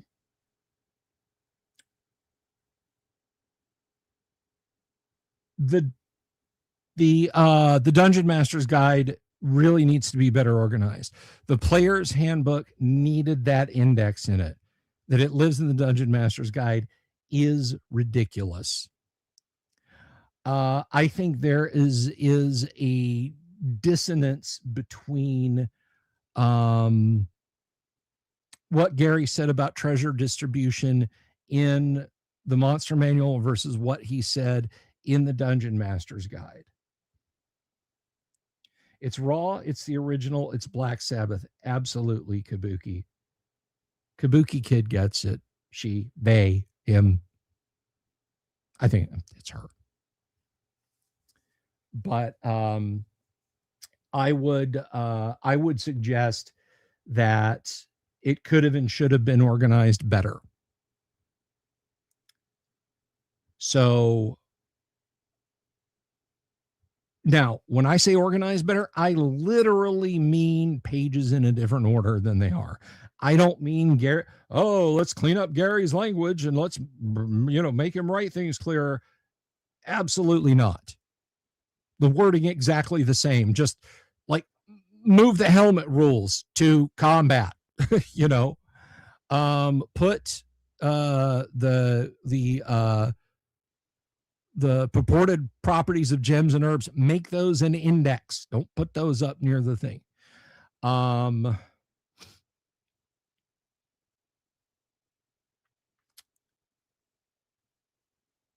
I would have had the section under running into an NPC party in a dungeon, like the quick character. I would have put that back near Appendix P, creating a party on the spur of the moment. I would have made that its own appendix.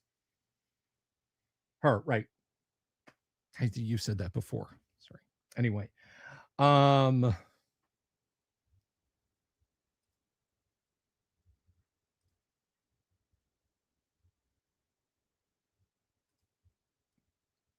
But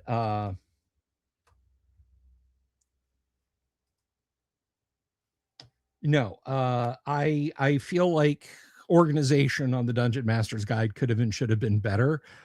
It is.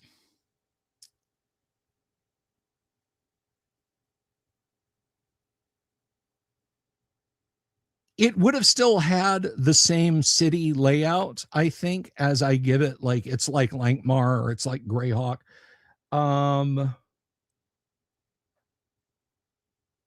When he is in its own super void, no. But I just think organizationally, the Dungeon Master's Guide could have been better. I wouldn't change a thing with the rules. I might have said, let's get deities and demigods out a lot sooner. But with that said, I'm gonna put my true first back on the shelf. Hang on a second. I'm gonna do this, and then I'm gonna get deities and demigods down.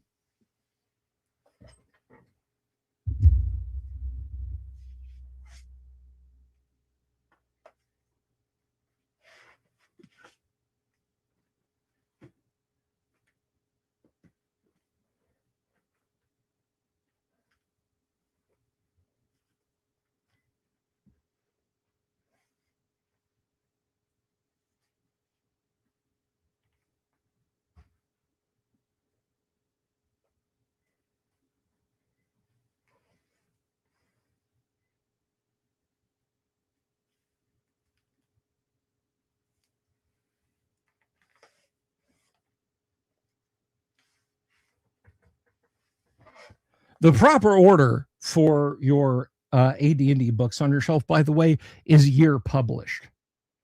So if you have a Holmes Basic, you start with that because that's in 77. And then you have like if you have any Monsters and Treasures assortments that didn't come with Holmes and you don't want to keep them in the box, you put those next. Then the Monster Manual, then the Player's Handbook, then the Dungeon Master's Guide, then Deities and Demigods. Then then Fiend Folio, then Monster Manual 2. If you have the World of Greyhawk set, you put it after this and Fiend Folio, I think.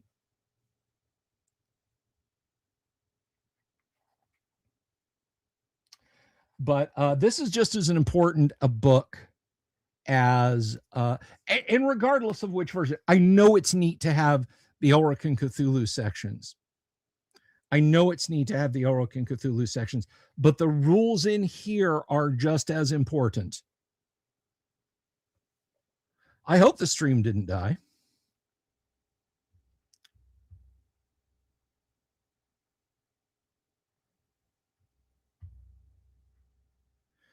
By the way, earlier today I was at 10,132, and I guess some people must be upset with me because it's 10,130 now.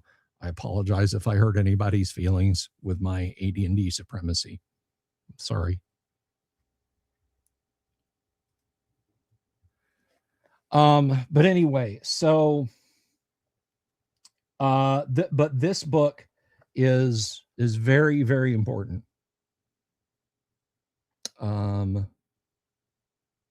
Your wife was in Dark Horde Mortu down in Trimaris. My wife was in Trimaris, if you're talking about the Central Florida area. I don't know how big that kingdom was. I don't know what it covered. That could be from like southern Georgia to the Keys. So I don't know.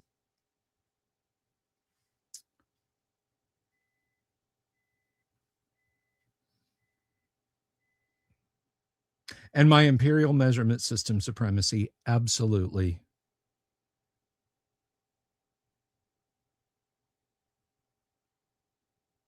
I'll have to ask her if she knows them. What can I say? I don't know how many liters to the hectare my government issued cardboard Trabant gets, Kabuki. I just get in my American car, I fill it with gallons of gas, and I drive miles to buy a pound of meat and bring it home and cook it with a couple of ounces of olive oil and 2 16-ounce jars of pasta sauce and a pound of spaghetti that I boil in like 2 quarts of water with a glug of olive oil in there.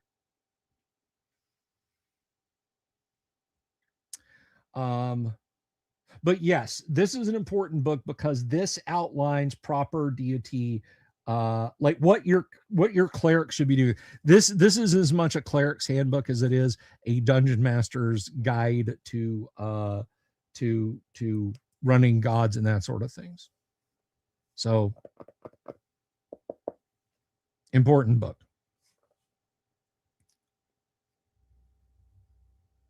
3 glugs to a hogshead. Those are some mighty glugs. Those are mighty glugs indeed.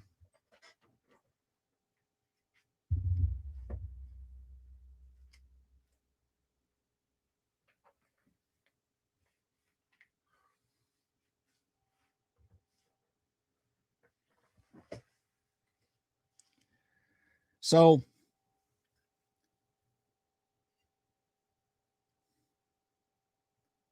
you always wanted copper oxide. That's just verdigris, copper oxide.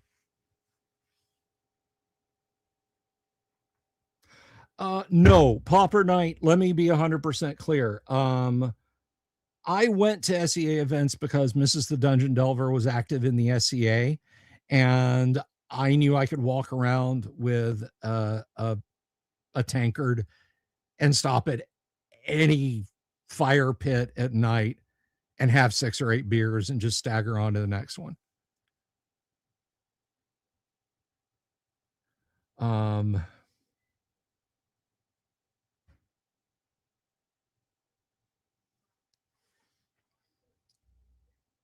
Yeah, I never, maybe Mrs. the Dungeon Delver went to Pensick once. I'll have to ask her. I think, oh, she's probably in bed now. Hang on hang on 1 second.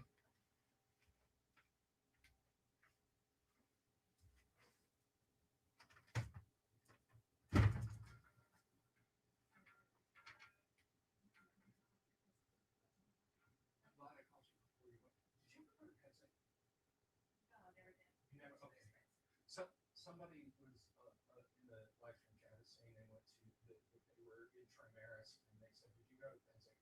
I said, "No." They hung around. I will ask them again real quick if you want to come and stand here. I will ask them real quick if they will repeat who that was, or I can scroll. Mrs. the Dungeon Delver is, I don't know if she's going to step over here. Let's see. So this person said they live 45 minutes south of Pensick. What is it? My Mrs. the Dungeon Delver's cat is in here now.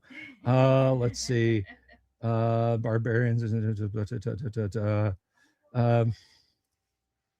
So this person says they used to hang out with Asgard in Trimaris, Baldur, Longstrider, and them folks. Oh, yeah, okay. She's over here. I don't know if you guys heard that. There she is, Mrs. the Dungeon Delver. Those names do sound familiar. Okay, well there you have it. There you have it. And for those 2 of you who unsubscribed tonight, if you won't come back for me, will you at least come back for Mrs. the Dungeon Delver, please? So good night, babe. Good night, babe. Say good night, Gracie. Good night, Gracie. So lots of people saying hello and saying hello to you too, Lexi. Anyway, so yes, my wife's cat is now triumphantly walking around on the studio table. And I think I bumped the camera because I'm off center. Maybe it's been that way all night, and I'm just noticing that I've been off center all night. So that's the lesson, guys. That's the lesson tonight. That is why first edition AD&D is the best form of Dungeons and Dragons, period. I broke it down for you, but let me say it again without breaking it down. Now here's the question. Do you guys want to hear this in my YouTube Shorts voice, or do you want me to just read it like I normally speak, like right now? You let me know out there in TV land, and I'll do it for you, because y'all are my audience, and I love you to pieces. Everybody's just stunned that they got to see Mrs. the Dungeon Delver and got to see the cat. Dealer's choice. No.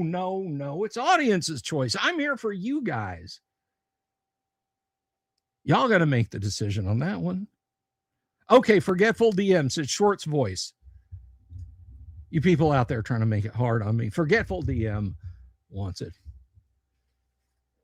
To me, 1E AD&D is Led Zeppelin and Black Sabbath. Not perfect, copied here and there in dabs and in other places swaths, but nothing has brought it all together like AD&D. Other editions are too clean for me. AD&D is the edition that mentions drugs, torture parlors in drow cities, blood magic, has the naked chicks in the books, the demons on the cover, the blood dripping off of swords. It's the one written in High Gygaxian, the one that dares you to take a bite of the apple and see eternity. AD&D has Tomb of Horrors, the first and best, baby. No save or take damage here. Your characters will fucking die if they mess up. Against the giants, White Plume Mountain. It's the D&D of Greyhawk, the proper Greyhawk, not a generic fantasy setting occasionally and blandly filled in by a revolving door of authors, of assassins' guilds, thieves, not rogues, and half-orcs, because, man, Gary told us orcs are fecund and sent us for the Websters to find out what fecund meant. It is where the black magic is and always will be forevermore. Whew.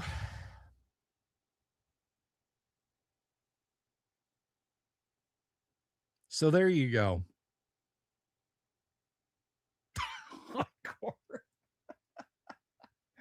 I don't have an encore for it. I mean, I guess I could come out and do Stairway. Oh my God. Let me tell you, if you guys ever see me break out an acoustic guitar and start to plink through the Mel Bay rendition of Stairway to Heaven's opening chords, you have my permission to unsubscribe from my channel and block me on socials. Immigrant song. We come from the land of the ice and snow, from the midnight sun where the hot springs blow. Hammer of the gods, we'll drive our ships to new lands. Fight the horde, sing and cry, Valhalla, I am coming. On we sweep with threshing oar, our only goal will be the western shore. Ah.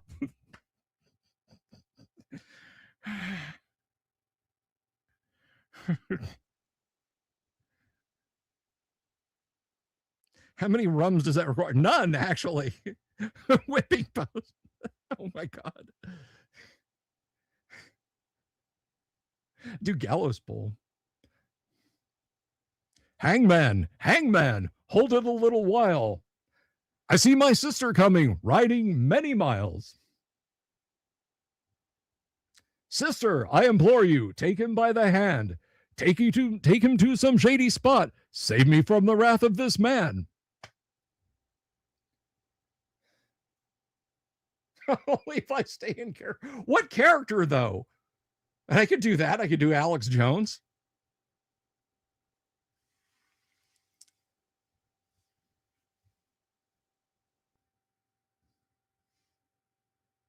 Barry William Shatner. We come from the land of the ice and snow, midnight sun, the hot springs blow. Hammer of the gods will drive our ships to new lands. You got to be careful and not step too far into Thurston Howell III. We'll take separate cars. What's my position on standard divine abilities? I prefer Gary's list for Greyhawk deities over the short bland overpowered list Jim's get. If you are playing in the world of Greyhawk, you use the world of Greyhawk rules. If you're playing with one of Jim's crafted pantheons, then use those.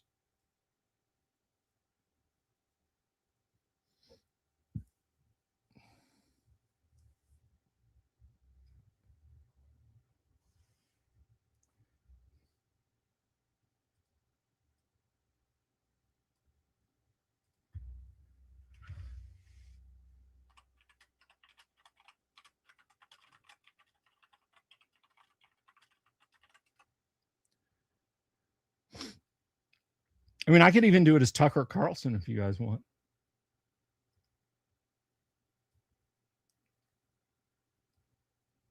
I'm not going to do it as Tucker Carlson. I can't stand that guy.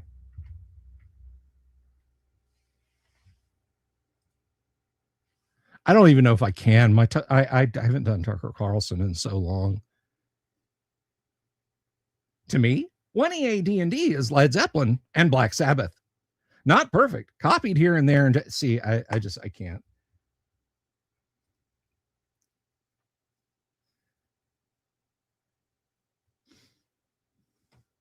Yeah, he's coming back. He's coming back to do it.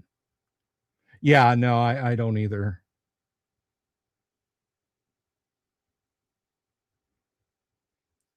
I will do it as Alex though. If someone, because this for a minute as Alex Jones will wreck my throat. So if anyone wants that as Alex Jones, you're gonna have to, as Bob did. To me, 20 AD&D is Led Zeppelin and Black Sabbath. Sorry, that's what you get there. Yeah, no, I'd have to have a fat super chat before I would do it, just because of what it would do to my throat. I don't use my voice professional. This ain't professional, trust me. I'm picturing like Homer screaming, you know, when his tongue like does the lightning bolt zigzag thing when you say that, Bob.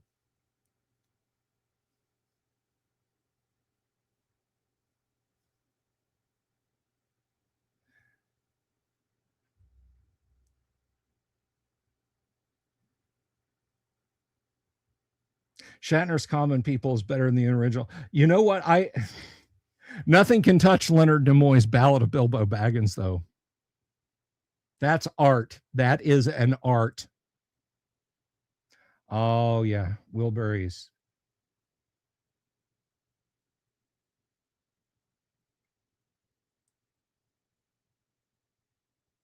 End of the Line is without a doubt the best Saturday spring morning, and you have nowhere else to be, so you're just riding around in the cool country air with the windows rolled down, and you put that song on, song ever.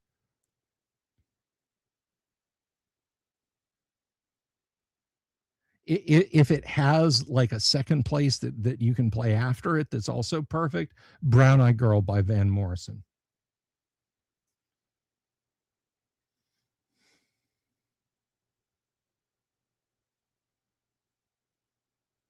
Is there a computer program? Well, it's funny you should ask that, Kyle. Because as we wrap up tonight, because I've been going for 2 hours, let me just tell you, there is a program you can use to make your first edition AD&D characters very easy. I, of course, am talking about CROM, the Character Record Organization Manager. That's right. It is the only 100% rulebook compliant first edition advanced Dungeons and Dragons character creator and manager. Level your characters up, drain levels, age your characters, change their stats, change alignments. Are they human and got the moxie to dual class? Dual class them. Human or half elf with a moxie to become bard? You can take them down the bard track. Check for psionics, buy equipment, sell gems and jewelry, save your character as HTML or as a text file. It does it all. It runs on Windows 8 8.1, 10, and 11, 64 or 32-bit, runs on Linux or Mac OS through Wine. It is $25 for the download version, and we have a few physical copies on thumb drive. The thumb drive version is $35, and this is a very handsome thing. Michael Dale cooked these up. These are lovely. Little bit of D&D or Delver's Dungeon. Yeah, D&D. Delver's Dungeon merch. Yes, that thumb drive does light up. I don't know if you guys can see that, but that lights up. But what if you instantly want to make a bard? Well, Kyle, Crom has instant character creation. That's right. Just a few keystrokes, and you can do a guided random character creation. You just enter a few keystrokes, get the character at the level you want, and they come outfitted with equipment automatically.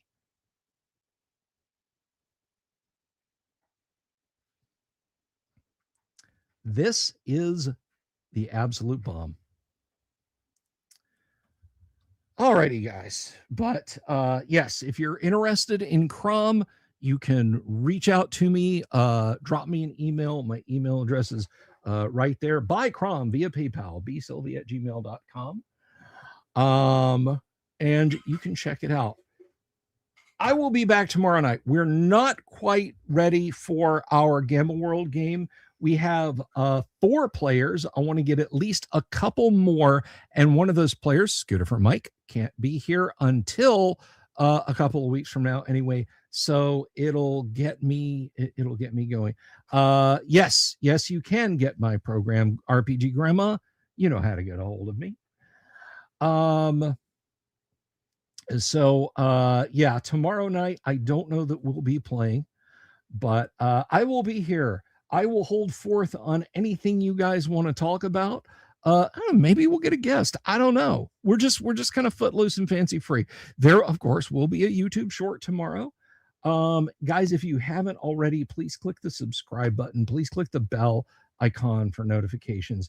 And remember, I do this because I love you guys and I appreciate what you do. Tell people about the show.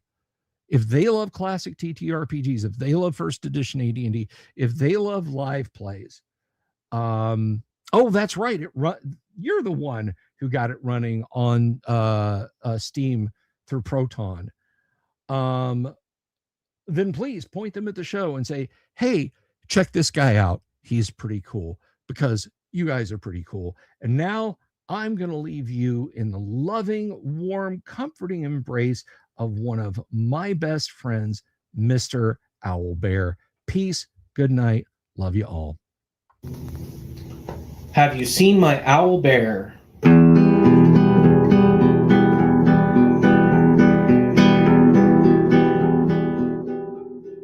Here's to all the weirdos everywhere, in the woods and in the air. Have you seen my Owlbear? Should I shave off all my hair?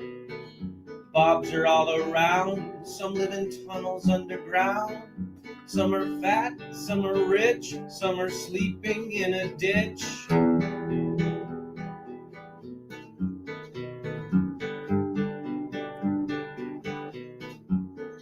Can you ride a crooked horse without a saddle, way off course? Naked as a toad, all the way to Smoky Joe's. Have you seen the little creep driving fast in his little green Jeep? He smells like fish and brandy, but his rotten teeth look dandy. Take me to the show, I don't care if fast or slow. From action flicks to dancing dicks, just take me to the show.